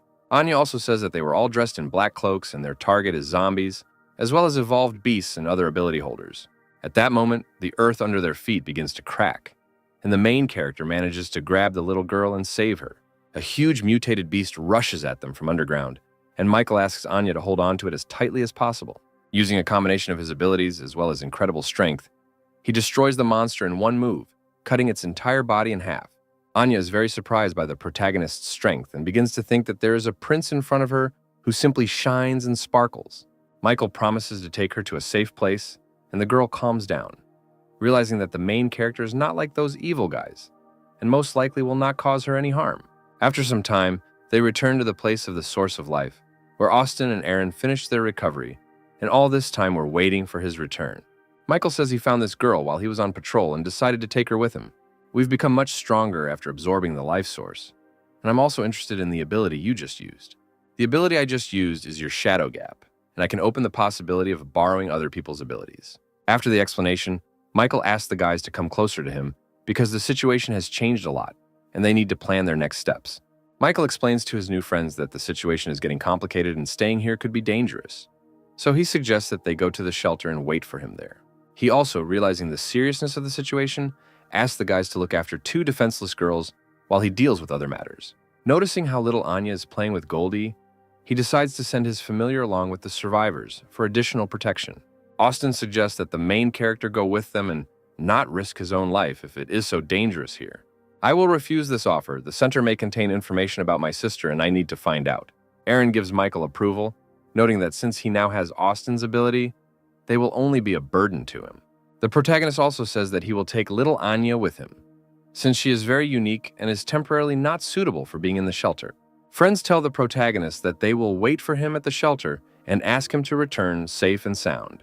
Little Anya says that Goldie would prefer to stay with them, but because of his submissiveness, he cannot refuse, and also wonders if she can take control of him with her own powers. They both watch as the familiar flies away along with the handful of survivors, while the little girl waves goodbye to them. Michael covers his body in a shadow cloak, and Anya is surprised by his appearance and the fact that he begins to shine at this moment. The girl does not understand why everything around her has turned black, and the main character explains that he is not in the shadow of his abilities, and so will be able to move much faster and remain unnoticed. Michael realizes that there may be many unknown things in the city center, so they must be prepared for this, and decides to spend the accumulated evolution points. In total, he has more than 20,000 points at his disposal, which he spends on increasing each of the main characteristics. He decides to spend the remaining points on detection, since with the help of the shadow gap, he can increase his advantage in battle. I confirm the distribution of skills. The evolution tree informs him that after exiting the menu, his body will undergo changes. Such a colossal amount of points releases a huge purple aura around the main character's body, which slightly frightens little Anya. This situation does not cause much damage to health or the surroundings, but the protagonist realizes that, although he is still in F rank, he feels like he has reached the D rank standard. At the same time, somewhere near the city center, A small group of survivors is wandering around, clearly busy with some kind of search. A guy in glasses named VJ expresses his dissatisfaction because they have been searching for several days, and so far they do not see even a hint of an entrance to the ruins. Looking at the map, the leader of their squad, a guy named Alan, says that the entrance should be somewhere very close. VJ says that if he is so confident in his assumptions, then it's time to check if the entrance is really somewhere nearby. He places his hand on the ground because his A-rank ability density can determine the density of a substance, change it, and control its molecular structure. While he's busy searching, a girl named Theodora asks where another member of their squad has gone, to which Alan replies that she has her own mission and she can suddenly go somewhere. At one point, VJ says that there really is a large space below and perhaps a passage can be made there. Having received approval for the coupon, he uses his ability to awaken the earth and reach the supposed entrance below. A group of survivors standing in front of the entrance to the supposed ruins sense an ominous dark energy emanating from below. At this time, Michael and Anya both suddenly felt some strange energy and are trying to get to its source as quickly as possible. As they move towards the supposed source of energy, they come across a massive B-rank monster, which is completely defeated and burned to ashes by an incredibly powerful force. At the same moment, Michael assumes that, in addition to him, one of the survivors may also be looking for an entrance to the ruins, and most likely this energy comes from them, and he was clearly beaten to it. After 10 minutes of searching, our heroes manage to find the very hole made by the search party, which leads to the entrance to the ruins. Michael begins to worry about what might be waiting for them downstairs, so he tries to warn Anya and asks her to stay outside. The girl begins to get indignant and says that she also wants to go to the ruins with her older brother Michael, because she is very strong and can also be useful in battle. Having succumbed to the persuasion of little Anya, he nevertheless takes her with him, and they descend into the depths of the ruins, beginning to move along their dark and narrow corridors. When they reach the fork, they notice that a handful of survivors have gone to the right, because on this side, the knight's armor is completely broken, and on the other it is completely untouched. The protagonist immediately concludes that the survivor clearly did not come down here alone, and the group could have split up. The main character, together with Anya, decides to move in the opposite direction where the knight's armor remained intact, and also assumes that they perform a security function. His fears immediately come true, because at that very second, the seemingly lifeless armor comes to life, saying that invaders have been discovered in the ruins and must be destroyed. Michael, deciding not to stand on ceremony and without wasting much time, uses the shadow rupture technique and in a matter of seconds, deals with all the soulless puppets. After the victory, little Anya finds something strange on the bodies of the defeated knights and tries to tell the main character about it. The girl takes something interesting out of the depths of her armor with her hand, saying that apparently this thing makes the knights come to life and move. She holds a small blue crystal in her hand, saying that if her memory serves her correctly, it is called an energy core, and there is a lot of energy in this crystal. Michael upsets the girl by saying that, unfortunately, they are all of the lowest rank and completely useless, and she can throw away all those that she has already managed to collect. Their conversation is interrupted by a creepy, ominous sound of iron scraping against a stone floor, which makes them wary. The sound continues to increase in volume, and soon from the depths of the dark corridors appears the silhouette of a huge knight, who is on a completely different level than the previous ones. Without much ceremony, the enemy immediately tries to attack our protagonist, but the shadow skill allows him to avoid the blow. Michael realizes that he just needs to destroy its energy core, and then the knight will not be able to move. Using his shadow skills, he literally tries to tear apart the knight's armor from the inside with countless attacks. All this does not give a noticeable effect, and Michael assumes that the monster is protecting its crystal with all its might by moving it throughout the entire space of the armor. The high-level knight doesn't give our protagonist time to think and rushes into the attack again, raising his giant sword above his head for a crushing blow. The blow is so powerful that it literally splits the stone slabs on the floor where our main character was supposed to be. Everything that happens in a few moments takes on completely different circumstances, and an incomprehensible energy projectile tears off the knight's right hand, in which his sword was located. Apparently, Michael managed to dodge and also throw an enchanted weapon at his opponent, after which he decides to use his physical skills and literally crushes the monster's iron armor with a powerful kick.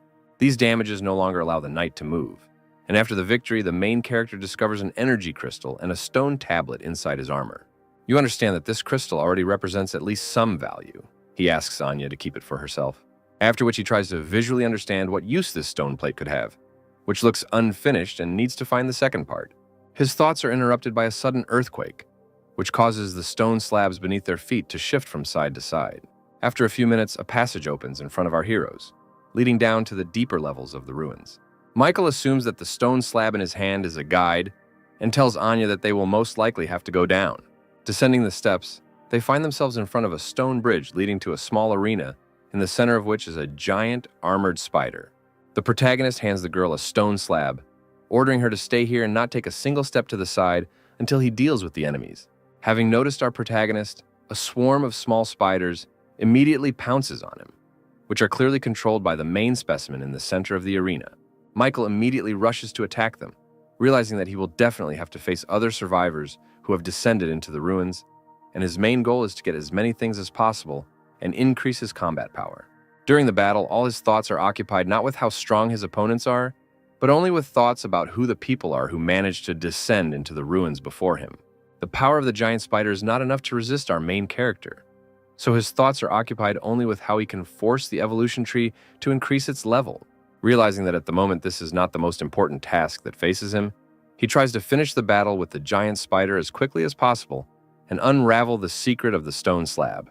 Having finished the battle, Anya is surprised by the strength of our protagonist, who asks not to overpraise him, because he was able to win only thanks to his knowledge of the enemy's weak points. As a reward after the battle, he was able to find the second part of the stone slab, as well as an intelligence crystal, which increases this characteristic by 10%. After which he again asks the little girl to hide the crystal in her purse, and also to return the second part of the stone slab to him. As soon as Anya takes the crystal in her hands, it immediately splits into atoms, and her body is enveloped in blue flame, and she feels how her intelligence begins to increase. Michael tells the girl that she unknowingly absorbed a crystal that increased her powers, and now her skills will be much stronger, after which he decides to combine the parts of the stone slab. After the plates are connected, they immediately release a huge amount of energy, and a hologram of an upside-down pyramid appears in front of them. Looking at the hologram, Michael understands that this is a map of the ruins, on which the reward and danger are marked with lines and colors, and that on the 5th floor is the most powerful of them, where the strongest opponents will be waiting. Little Anya notes that, looking at the map, it seems strange to her that there is no path to the 3rd floor, where none of the corridors lead. The main character also finds this very strange, but their conversation is immediately interrupted by an incomprehensible movement from the arena, where the remains of the defeated spider monster are lying. Looking up at the map, they both notice that the downward movement of the arena is synchronized with the appearance of a passage to the 3rd floor of the ruins. Immediately after this, the pyramid-shaped hologram begins to shrink, turning into a small star with an energy core in the very center. Trying to understand what this little star is, our heroes can't find anything better to do than just take it with them until they can use it. Approaching the edge of the very arena that began to move downwards, they notice a huge staircase leading into the depths of the 3rd floor of the ruins. While our heroes are descending to the 3rd floor, a handful of survivors who found themselves in the ruins before them had already managed to reach the 5th and lowest floor. Moving along the only corridor leading to the chambers of what our researchers assume to be the main boss, they try not to make noise. Looking at the mysterious stone statues that look like knights, they hope that at least they do not live at one point and will not have to fight with them. The girl in the squad points out that it is just a pile of stones, not a helmet and armor, and most likely they are physically unable to move. Once in the main hall of the group, the researchers look around trying to find the dungeon boss with their eyes, because they can't wait to show off their skills. In the center of the hall, they see a crystal coffin suspended by golden chains from the ceiling, inside which is a stone slab in the shape of a circle, which is the broken divine hand they are looking for. Inside the coffin, there is also the body of a white-haired girl, who is clutching this very stone slab with all her might. Alan asks a fat guy named Hans to take this slab and to be extremely careful because anything can happen. He asks everyone else to take a fighting stance, because he senses the presence of other opponents who should soon be nearby. He decides to directly ask those who all this time simply watched from the depths of the shadows as they move through the floors of the ruins to come into the light. Behind him, several mysterious cloaked figures immediately appear from the shadows, whom he calls Disaster, and who he believes are a bunch of rats. The silhouettes and cloaks say that the researchers have betrayed the true God and will be punished for such a rude act. The organization that hides in the dark also claims to be traitors. Rats must hide in the sewers. After these words, they immediately enter into battle, and Alan orders you to protect Hans and the stone slab at all costs. Meanwhile, Michael and Anna finally descend the long stairs to the third floor of the ruins, and the girl says that she is very tired. Once they reach the entrance to the third floor, they both sense a strange aura from the other side of the door. Suddenly, the main character grabs his chest with his hand, experiencing a strange sensation that slightly excites the little girl, who begins to worry about him. Michael understands that this is the reaction of the Tree of Evolution, and apparently it really craves what is right in front of them. He guesses that right at the entrance to the third floor, there is a plant of a higher class than the flower of the Tyrant King that they encountered before. Upon entering the room, he notices a plant-type energy core and assumes that he can absorb it very quickly and safely without having to fight it. Once I obtain the energy core of the evolution tree, it can evolve again, allowing me to increase my strength. Then I can rush to the third floor and fight those people for the treasure of the ruins. Using the shadow skills, the main character tries to get to the core unnoticed, but something goes wrong and it detects the main character, starting to move higher and higher. Rising higher and higher to the ceiling of the hall, our heroes discover a huge, colossal-sized knight made of stone, with whom the plant core begins to merge into one whole. The plant grows into the stone knight's helmet, and its vines take control of his entire torso. Michael understands that nothing is as simple as he thought, and asks Anya to hide in his shadow once again, and give him the opportunity to figure everything out himself.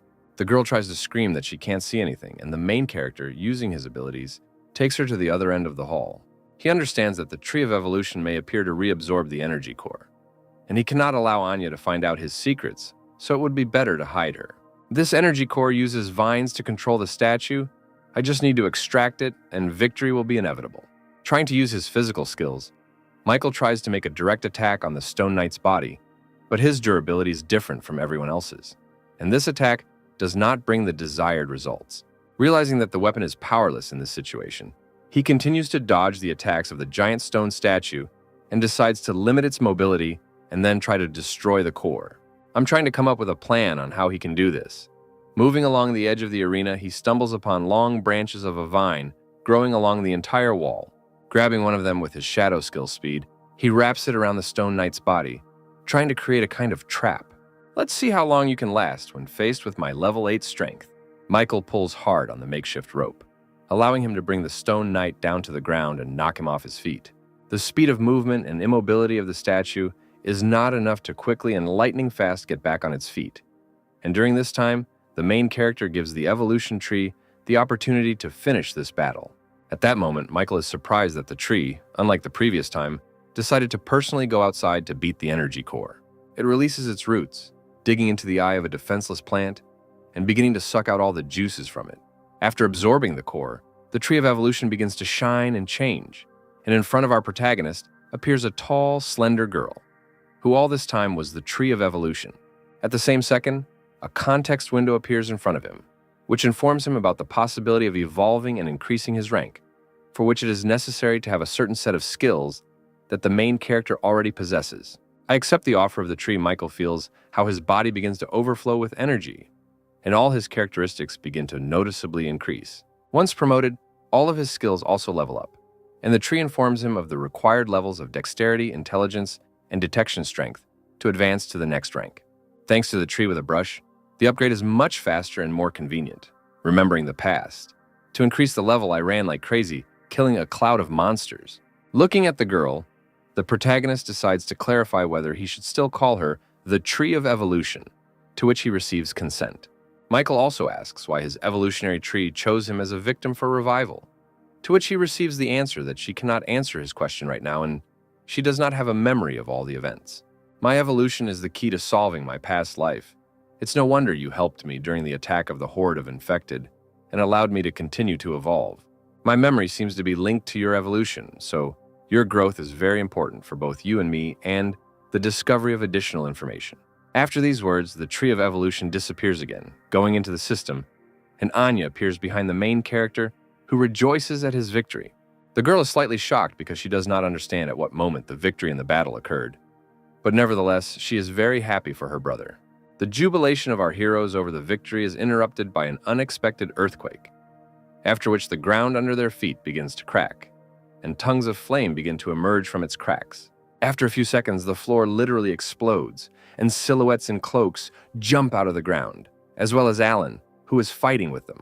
He notices our protagonist, and they briefly glance at each other, trying to comprehend the situation and understand whether they are enemies.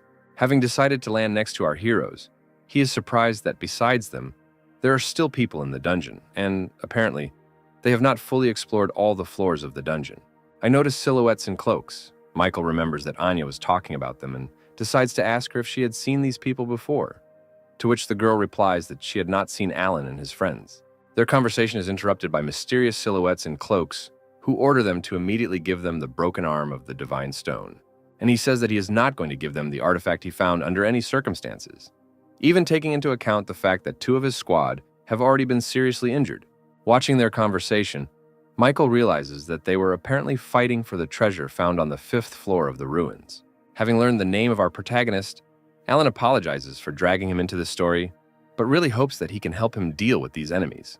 Vijay tries to dissuade his friend by pointing out that the stranger is only at E rank, and there is no point in asking him for help. At this time, the silhouettes in cloaks who are D ranked begin to laugh, saying that no matter how many scum you recruit into your team, you will all die. Alan says that they are at a disadvantage, and he feels that the protagonist is not an ordinary person, so he boldly offers to join the battle. Vijay continues to insist that a person with such a low level of strength will not help them in any way in the fight, and besides, he has a little girl with him who will act as ballast. The silhouettes and cloaks talk to each other, calling the weak humans worthless, trying to form packs and do everything possible to survive.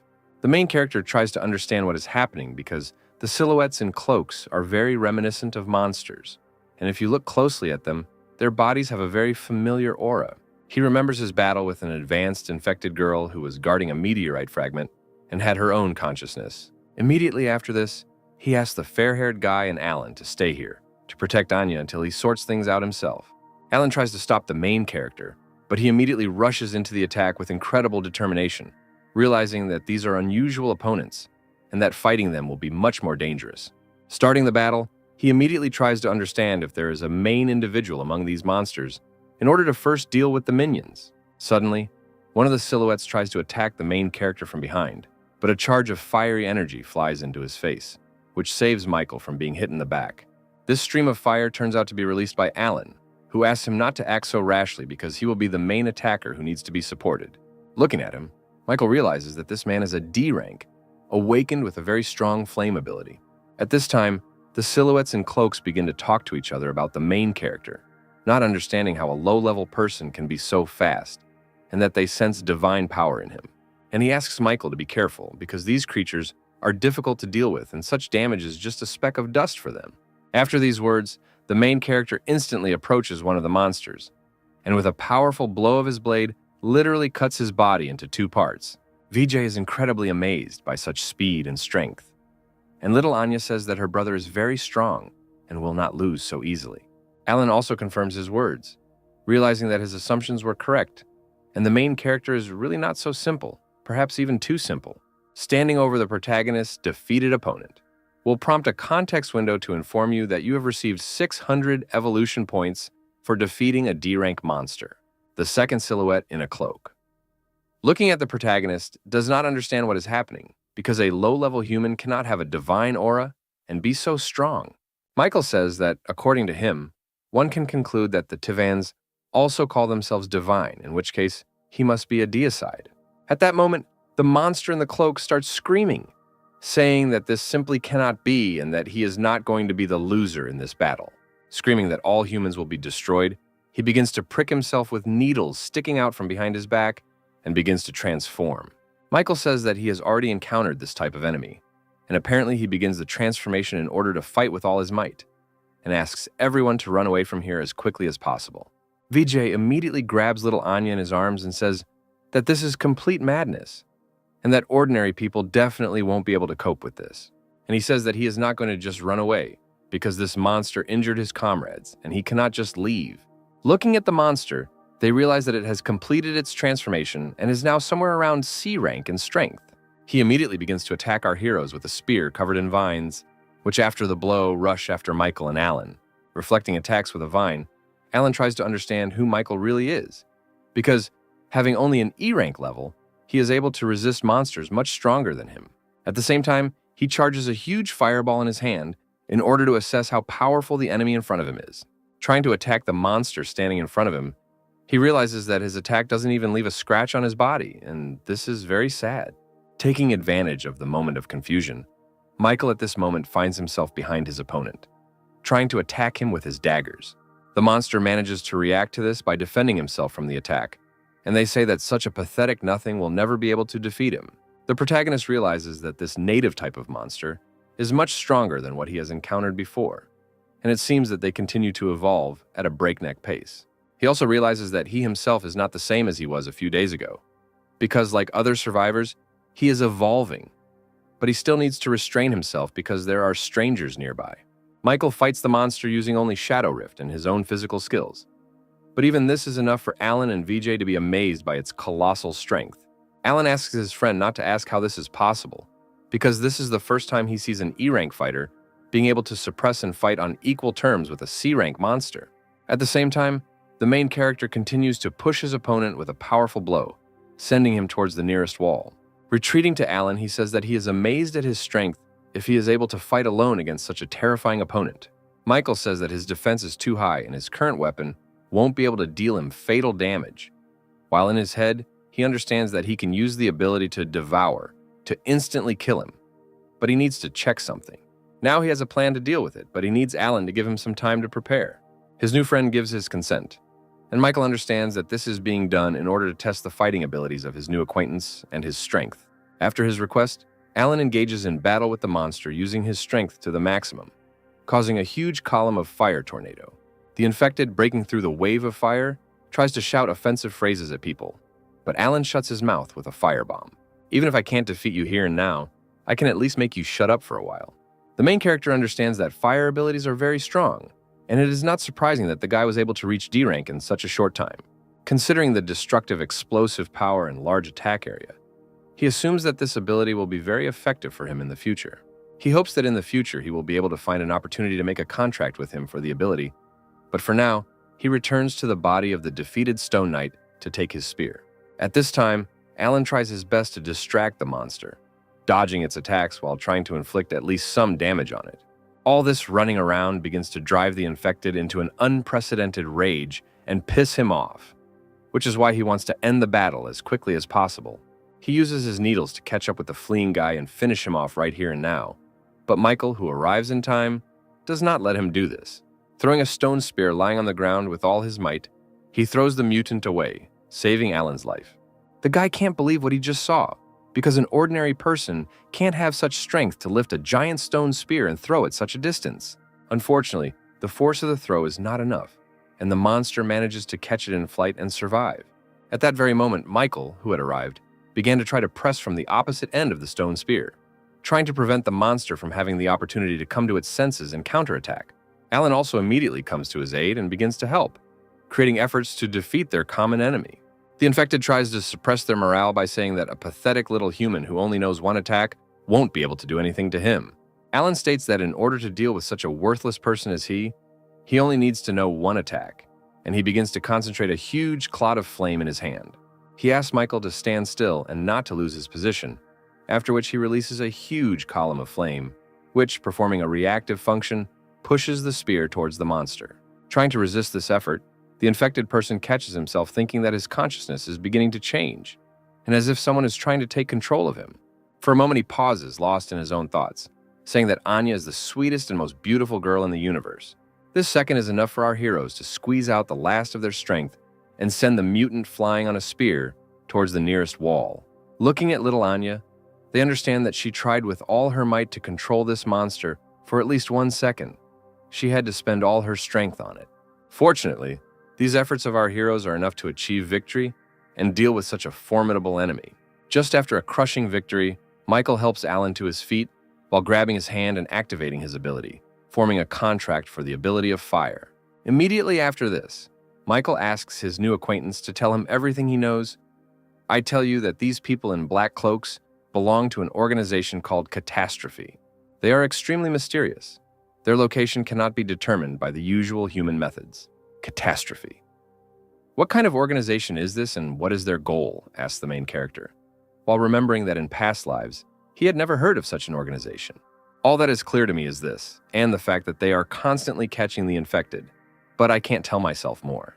The protagonist understands that his words almost exactly coincide with Anya's testimony, and also decides to clarify how they were able to find these ruins. And he says that they are mercenaries and came here as part of a mission. And as for the recruit, they themselves do not know. This is a broken arm made of divine stone, the loot we got on the 5th floor. You dealt with the disaster, and this thing should belong to you.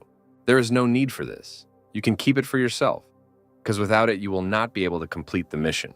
Michael realizes that he has already gotten enough and was able to make a contract for the fire ability, but he has one request. He shows Alan and everyone present a photograph of his younger sister and asks if they know any information. And he replies that at the moment he doesn't know anything, but he will try at all costs to help in her search. At this point, their wounded friend begins to cough up blood, and the girl tries to hurry her commander, saying that they need to find a doctor as soon as possible. Alan asks for forgiveness and says that they need to go, giving the protagonist an address where he can contact him when he finds himself in another city. Leaving the ruins, Vijay asks the commander if they will really just leave because they outnumber him, and they could try to take away from him all the treasures that he managed to find on other floors. And he says that even if they are at the peak of their strength, altogether they won't even come close to dealing with him, because in that battle, he only used half of his strength. He really impressed me, but what you say seems too exaggerated to me since he is only E rank. You may be right, but when I was around him, I felt a discrepancy between his demonstrated strength and his personality. But even despite this, he creates a feeling of reliability, and that next to him you will be protected. When Anya asks why they didn't take those treasures, Michael says that he likes Alan, and he will give him a chance to prove himself in the future. So it will be a gesture of goodwill. Alan, if this stranger is really that good, why didn't you invite him to Skynet and even reveal our true identity?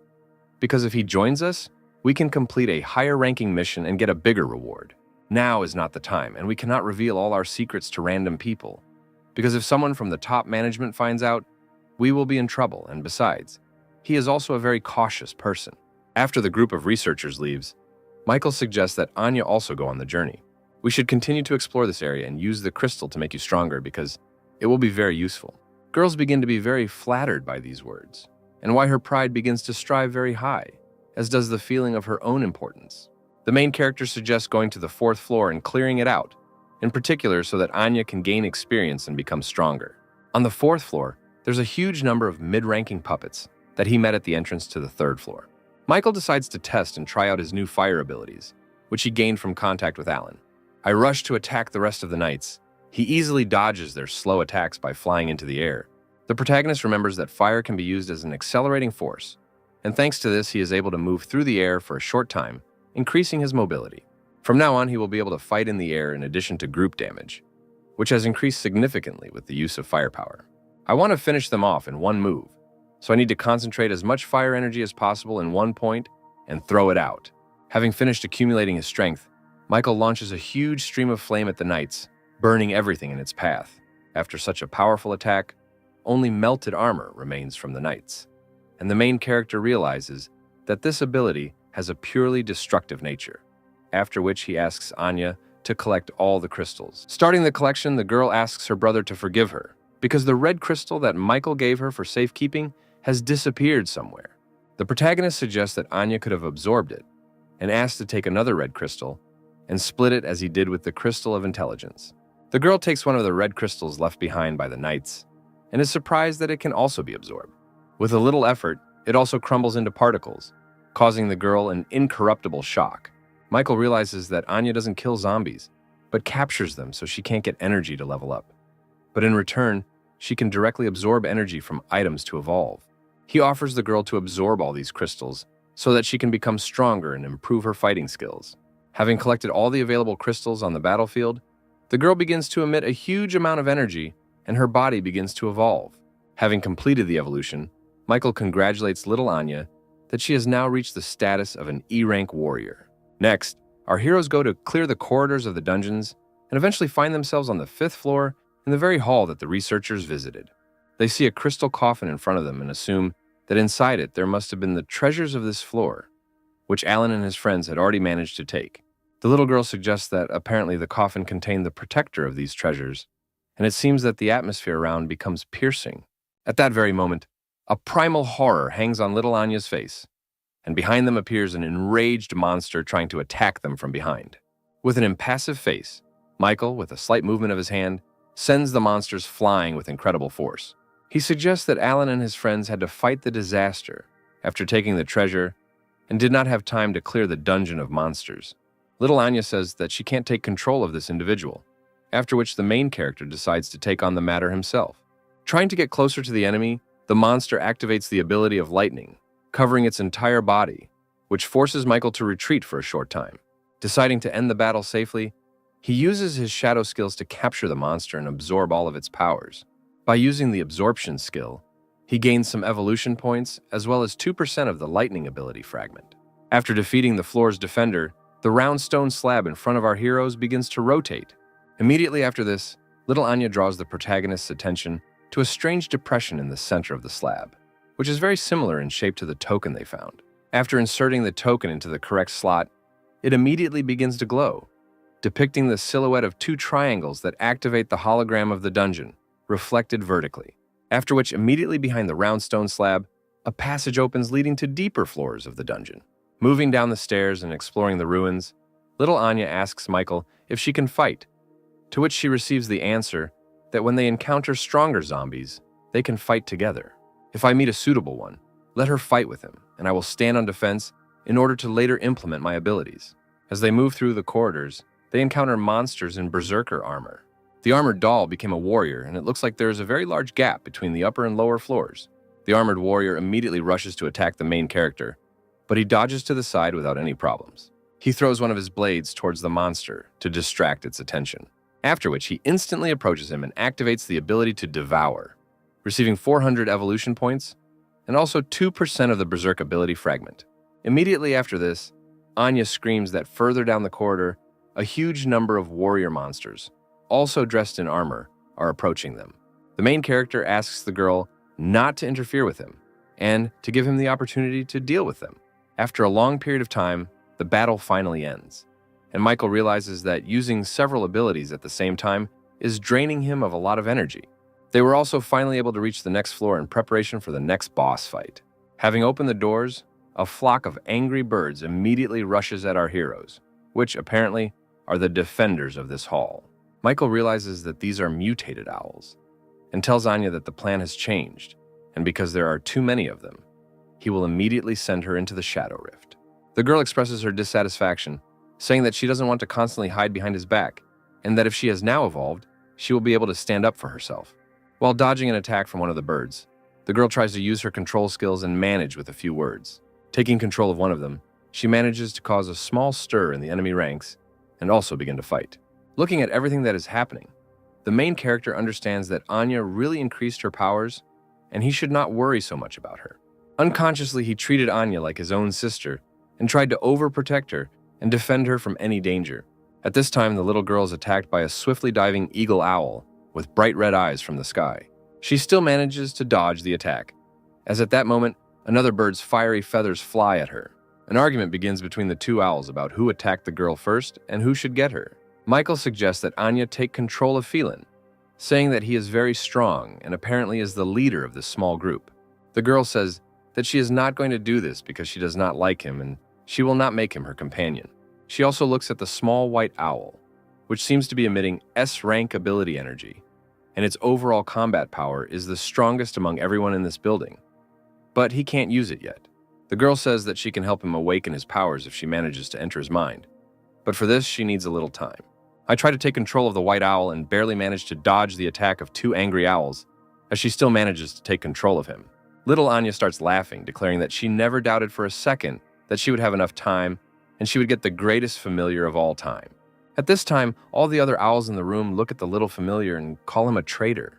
Little Anya gives a name to her new pet, calling him Bugu, and giving him confidence and victory. He immediately goes on the attack using his S-rank ability called Absolute Wind Tornado, which allows him to quickly deal with his opponents. Anya hugs little Buga with all her might, amazed at his strength and saying that from this moment on, they will become best friends. Michael congratulates the little girl, but asks her not to lose concentration because now they don't have time to relax. Watching the behavior of a flock of owls, He assumes that the main owl, who is the boss of the floor, should appear soon. His assumption turns out to be correct.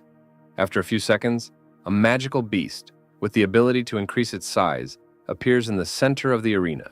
Overflowing with energy, Anya asks the main character to let her deal with such a formidable opponent herself, because this will be the first fight for little Booga. Michael gives his consent to the little girl, telling her that he will be there to help and give her the opportunity to concentrate on the goal. The little familiar doesn't really like this whole idea, but Anya takes control of him, and he understands that he is once again no longer in control of his body. Immediately after this, the giant owl tries to attack the little Booga, but he easily dodges the attack due to his size. Meanwhile, Michael protects the little owl from being attacked by other owls using his shadow ability. He asks Anya not to rush and do everything in a measured manner, because she must trust her companion and not just control him. Anya understands that when she first entered little Booga's consciousness, she felt that he was cowardly and unsure of himself, and she thought that if she forced him to fight, he would regain his confidence. From childhood, he was treated as a different species and was often bullied and mistreated. Gradually, he began to fear those around him and stopped trusting others, and Anya understood this perfectly well, because she was the one who also had no parents and was constantly bullied. The girl says that at one point she still managed to meet her older brother Michael, and he treated her with all kindness, so she wants to do the same for Bugu. Such a motivational speech immediately gives the little familiar an unprecedented boost of energy, which allows him to begin fighting with greater strength, taking advantage of its speed, as well as the clumsiness and colossal size of its opponent. The little owl manages to deliver many quick and lightning-fast attacks. Michael realizes that this little owl that Anya chose, although it doesn't seem that strong, can still be useful. At this time, the battle with the floor boss drags on, and he continues to grow in size, slowly starting to destroy the entire floor of the dungeon. The protagonist realizes that the situation is becoming more serious, and asks Anya to let him finish the battle. Meanwhile, baby Bugu continues to dodge the hail of pointed feathers flying at him. I understand that it is impossible to delay. The girl activates the ability of her familiar, Tornado of Absolute Wind. At the same second, a huge energy tornado appears around the boss, sucking in a huge amount of debris and stones, which begin to inflict a lot of damage on the boss's body. This is the S-rank ability of the Absolute Wind Tornado, and in my past life, this was the peak combat ability. Michael is surprised that they were right, and this little owl really is the strongest here. She managed to take control of it. After this, the dungeon boss simply falls to the ground, and they rejoice at their first and grand victory. The girl runs to hug her new familiar, being incredibly happy. Michael also turns out to be very happy for his companion, and offers her to give Boog the opportunity to absorb the energy source. The familiar goes to absorb the boss's body, and the protagonist asks the girl how she was able to assess his potential. Anya says that when using mind control, she can see the abilities of monsters and determine the strongest one, and then control him. The protagonist is surprised, albeit briefly, that a warrior like Anya has an ability that can directly influence the strongest enemy unit and turn it into an ally. Big brother, don't you have an ability that allows you to copy others? Michael says that he really does have such an ability. But what is the point of this information? Anya suggests taking and copying her power. The girl says that after everything that happened, she trusts the main character very much and wants to let him also get her ability to become even stronger. Michael realizes that he must have enough points to develop another ability and tries to make a contract with the little girl as well. The evolution tree cancels this request, informing that concluding a contract with a monster is simply impossible. Anya asks if everything went well and if Michael can control the opponents from now on, to which they receive a negative answer. By this point, Bugu has finished absorbing the boss's energy and evolved to E rank. Little Anya rushes to her familiar to congratulate him on his new level of evolution, which is why it was not possible to conclude a contract with Anya. He remembers that the girl is not human, but is also a monster that resulted from the apocalypse. But during the time spent with her, he had already begun to forget about it. He promises himself that this time he will not allow society to do to her what happened in his past life and invites her to move on. Making our way further into the dungeon, our heroes think over further plans for the battle, because their forces have already been significantly depleted. Even if Anya didn't show it, this little girl has been through so much with me, and is most likely holding on with all her might. Michael activates the Shadow Rupture ability to get the most out of this place to level up. Analyzing this evolution tree about the required levels of power, intelligence, agility to level up, he realizes that he needs about 150,000 evolution points, and at the moment he only has 40,000. At this time, somewhere within the walls of the shelter, A small commotion begins to reign in connection with an unexpected guest. Some stranger tries to pick a fight with every survivor in the shelter, trying to find a worthy opponent, and also wanting to see the god of war. Megan notices panic within the shelter walls. Not understanding what is happening, receives information from one survivor that people from another shelter have appeared and want to fight us to determine our strength. Meanwhile, on the third mirror floor of the ancient ruins, Michael and Anya feel a strange, mysterious energy. The main character suggests that the girl move forward because soon they will meet their last enemy. After passing the third, fourth floor, I received 90,000 evolution points. The fifth floor gave me 20,000 for insurance.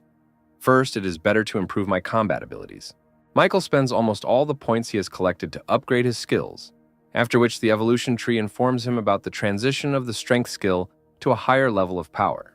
The only skill that remained at a lower level after distributing points is intelligence, to raise which the main character needs to accumulate a few more points. After distributing the skills, the increase is so great that it causes a severe attack in the body. Little Anya decides to check if everything is okay with the main character, as she is very worried about him.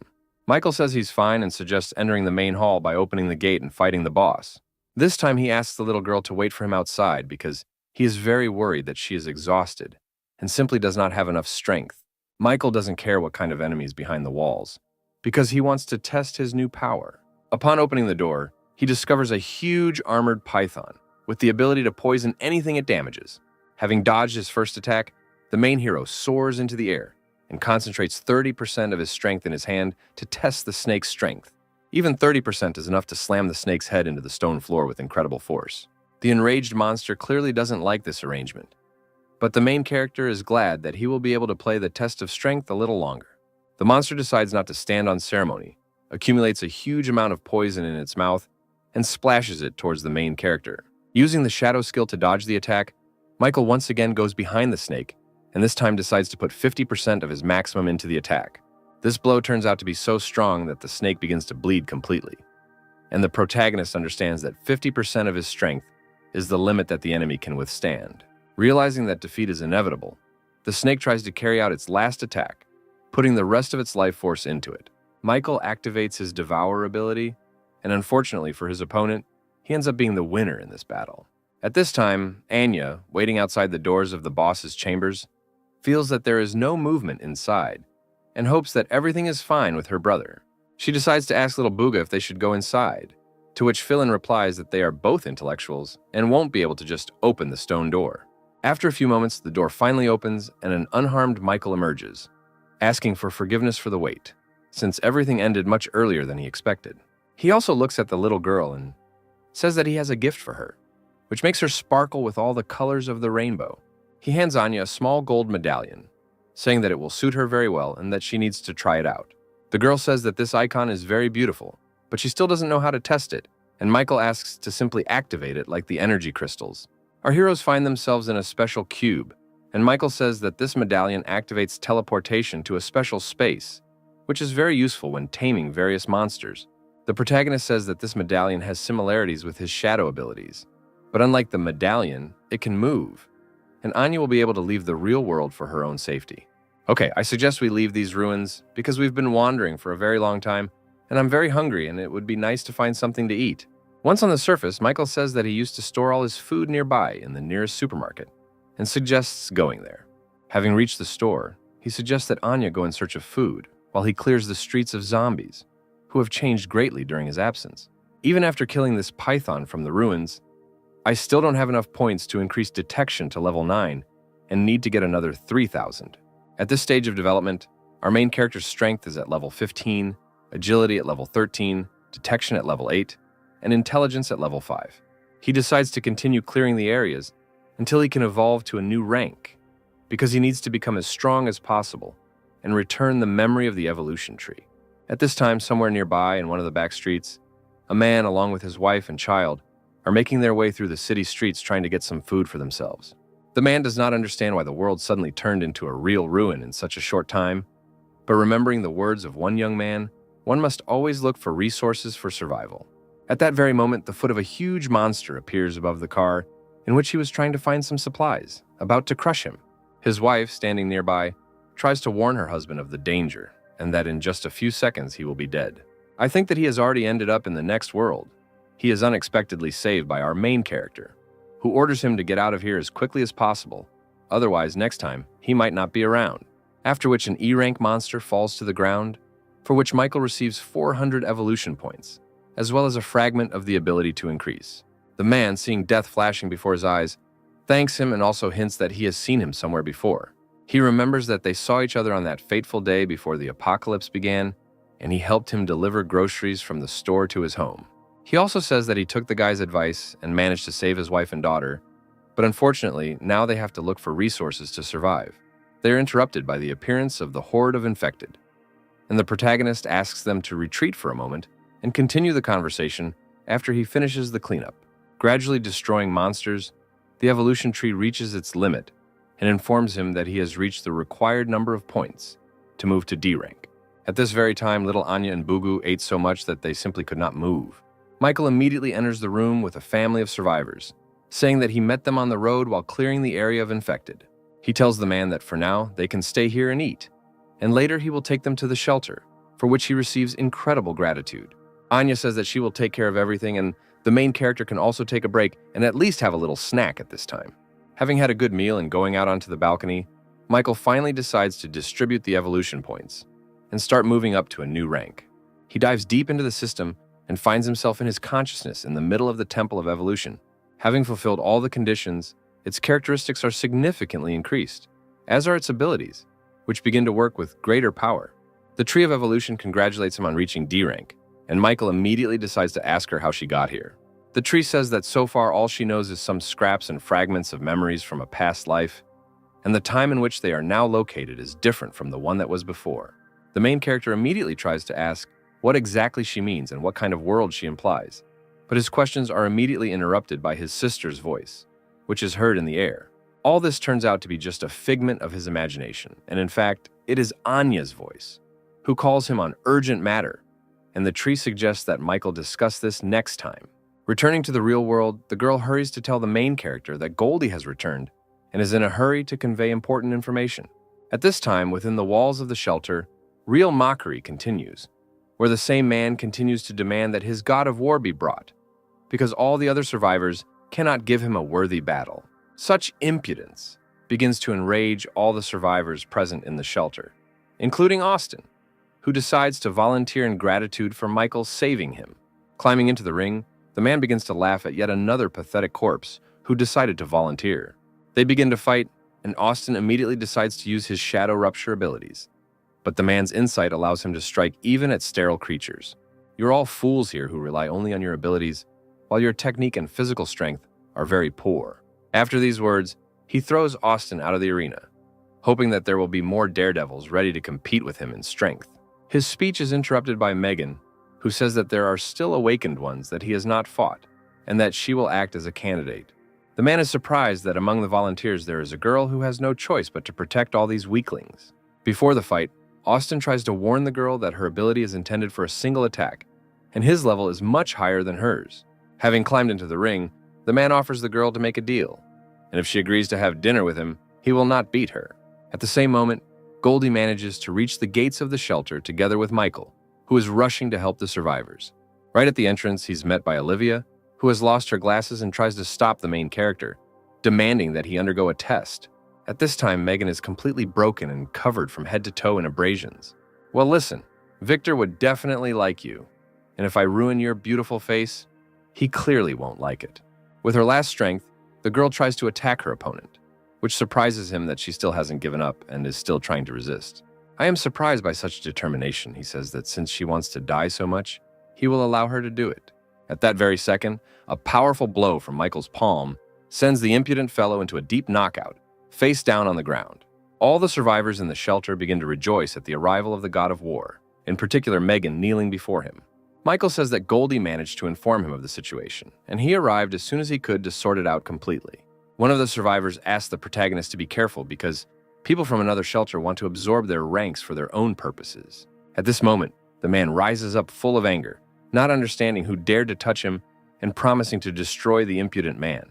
Michael says that if he is addressing him, he should turn around and say it to him looking him straight in the eye. You try to look back, the main character starts to mock him, not giving you the opportunity to even look at his face, continuing to beat up his opponent. He starts to land a huge number of blows, saying that his opponent is so weak that he can't even look him in the eye. At this moment, in Commander Winston's office, a man is pressing him with all his might, demanding an immediate answer. The one who puts pressure on him turns out to be the commander of another shelter named Rick, demanding that he hand over control and command to him. Winston says he is very flattered by the offer, but this refuge was protected thanks to one man, and he cannot simply hand over command authority without his consent. Commander, how can you be so stupid if you want to do great things? Don't worry if you agree to my conditions and hand over your project on research of genetic medicine. You will become one of the top leaders of our main base. At that moment, their conversation is interrupted by an unexpected knock on the door, which ignores Rick's statement that an important meeting is taking place and entry is prohibited. Michael enters the office, dragging the body of the man he had defeated behind him in one hand, wondering who had the nerve to commit such an outrage. He throws the body of the defeated enemy on the floor, asking the commander if this dog is his subordinate. Looking at Commander Winston, he says that it looks like this man is an outsider, and asks him to immediately leave the shelter and let him talk to the commander. Commander Rick is immediately surprised by such impudence, and asks who this impudent boy is, to which he receives the answer that this is the very god of war. In a fit of anger, he begins to shower Commander Winston with threats, saying that he will regret his actions more than once, after which he writes to leave the office, as well as the shelter, slamming the door behind him and leaving our heroes alone. Winston is very happy about Michael's arrival, and asks him if he managed to find his sister, to which the protagonist says that this case is still in limbo, but he has other information. That mysterious girl from the video you showed me, I need a screenshot of her photo. The commander promises to look into the matter and also offers to provide him with assistance, to which Michael says that he will leave immediately after receiving the photograph. He also promises to provide the coordinates of the ruins in the center of the city, where they can extract a lot of minerals to improve their skills, which greatly inspires Commander Winston. After this, the commander invites the main character to go with him to receive another gift, and they find themselves on the second floor of ancient ruins. Finding himself in front of a huge gate, Bruce reports that they literally just recently solved the puzzle leading inside, and he can take all the necessary treasures from there. Michael still decides to go inside, realizing that he has no choice, because he still couldn't find a suitable weapon for himself, and maybe the contents of this treasure will help him with this. Once inside, he sees in front of him a huge pedestal with many lights and a bridge leading to them. Each pedestal opens up the possibility of choosing one of the sacred relics, and Michael ponders which one he should take. Suddenly, the evolution tree offers the protagonist to choose a challenge token that is right in front of him. Listening to the advice of the tree, the main hero reads the instruction that the token can be used infinitely and compete in the Tower of Tests, becoming even stronger. Having carefully considered his choice, he nevertheless confirms that he will bring this relic into his possession and immediately decides to try it out. At that very moment, he is teleported to another dimension where a giant testing tower is located in front of him. At that very moment, a cute girl appears in front of him and says that she is the conductor of the testing tower. She also says that she will accompany the participant during the entire passage and will also answer any question regarding the tower. The testing tower is a place where the test subjects practice. Each has a step.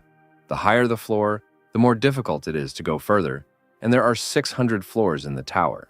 Also, on every 150th floor, debuffs will be created that increase the difficulty, and the main character has half a month to pass the test, after which the token will simply disappear.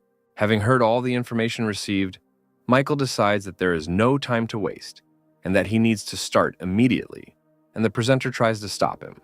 Once on the first floor of the initial rank, our main character finds himself in a small testing arena. The girl says that it is very thoughtless to just go forward because she was going to say that there are fixed decorations on each floor, and the entrance is just a teleportation gate. To get to the next stage, you need to kill all the monsters on this floor, after which you can get to the next level. The girl tries to warn the main character that the tower is a very dangerous place, but notices how Michael disappears somewhere at that very second. And after a few seconds, shock hangs on her face because the context menu informs that the floor has been passed in 30 seconds and access to the second level is open. At this time, in front of the gate, Bruce expresses his dissatisfaction that our protagonist has been gone for 30 minutes, and he is very worried. After a few more minutes, the door opens, and Michael reports that there is no danger inside and they can safely enter. Burning with curiosity, Dr. Bruce immediately rushes inside to study the new technologies and relics. Winston wonders what exactly the protagonist chose as a relic for himself, to which Michael says that the thing he took will be very useful to him. In his head, he is perfectly aware that he cleared 150 floors of the test tower in 10 minutes. Commander Winston gives the protagonist a photograph of the mysterious woman that he asked him to take, after which the protagonist announces that he will leave the shelter walls as soon as he has prepared all the necessary resources. After finishing his conversation with Winston, he goes in search of Anya, who's found sleeping in her bed, and decides to give the girl a chance to rest, and set off on her journey the next morning. The next day, he will tell little Anya that she needs to get ready because they are setting off on a journey. Little Anya wonders if they will tell the others about their departure, because they will obviously be worried about them. Just as Michael's about to give an answer, they are interrupted by Megan, who's standing at the exit of the shelter and says that she knew that the main character was going to leave the shelter secretly without saying anything. The girl says that she is going to go with them, but the main character tries to dissuade her, saying that it is too dangerous. Again, you try to stop me with these excuses, but I can't become better if I stay here, and eventually there will be nothing left for me to defend. Little Anya asks her older brother to take Megan with him, because last night she took very good care of her and doesn't want to leave her alone. After thinking it over carefully, Michael still agrees to take Megan with him, hoping that she will not become a burden to them. When the girls asked where they would go next, he recalled the coordinates of the city of Xiao, which Alan had given him, and where their route would be planned in the future.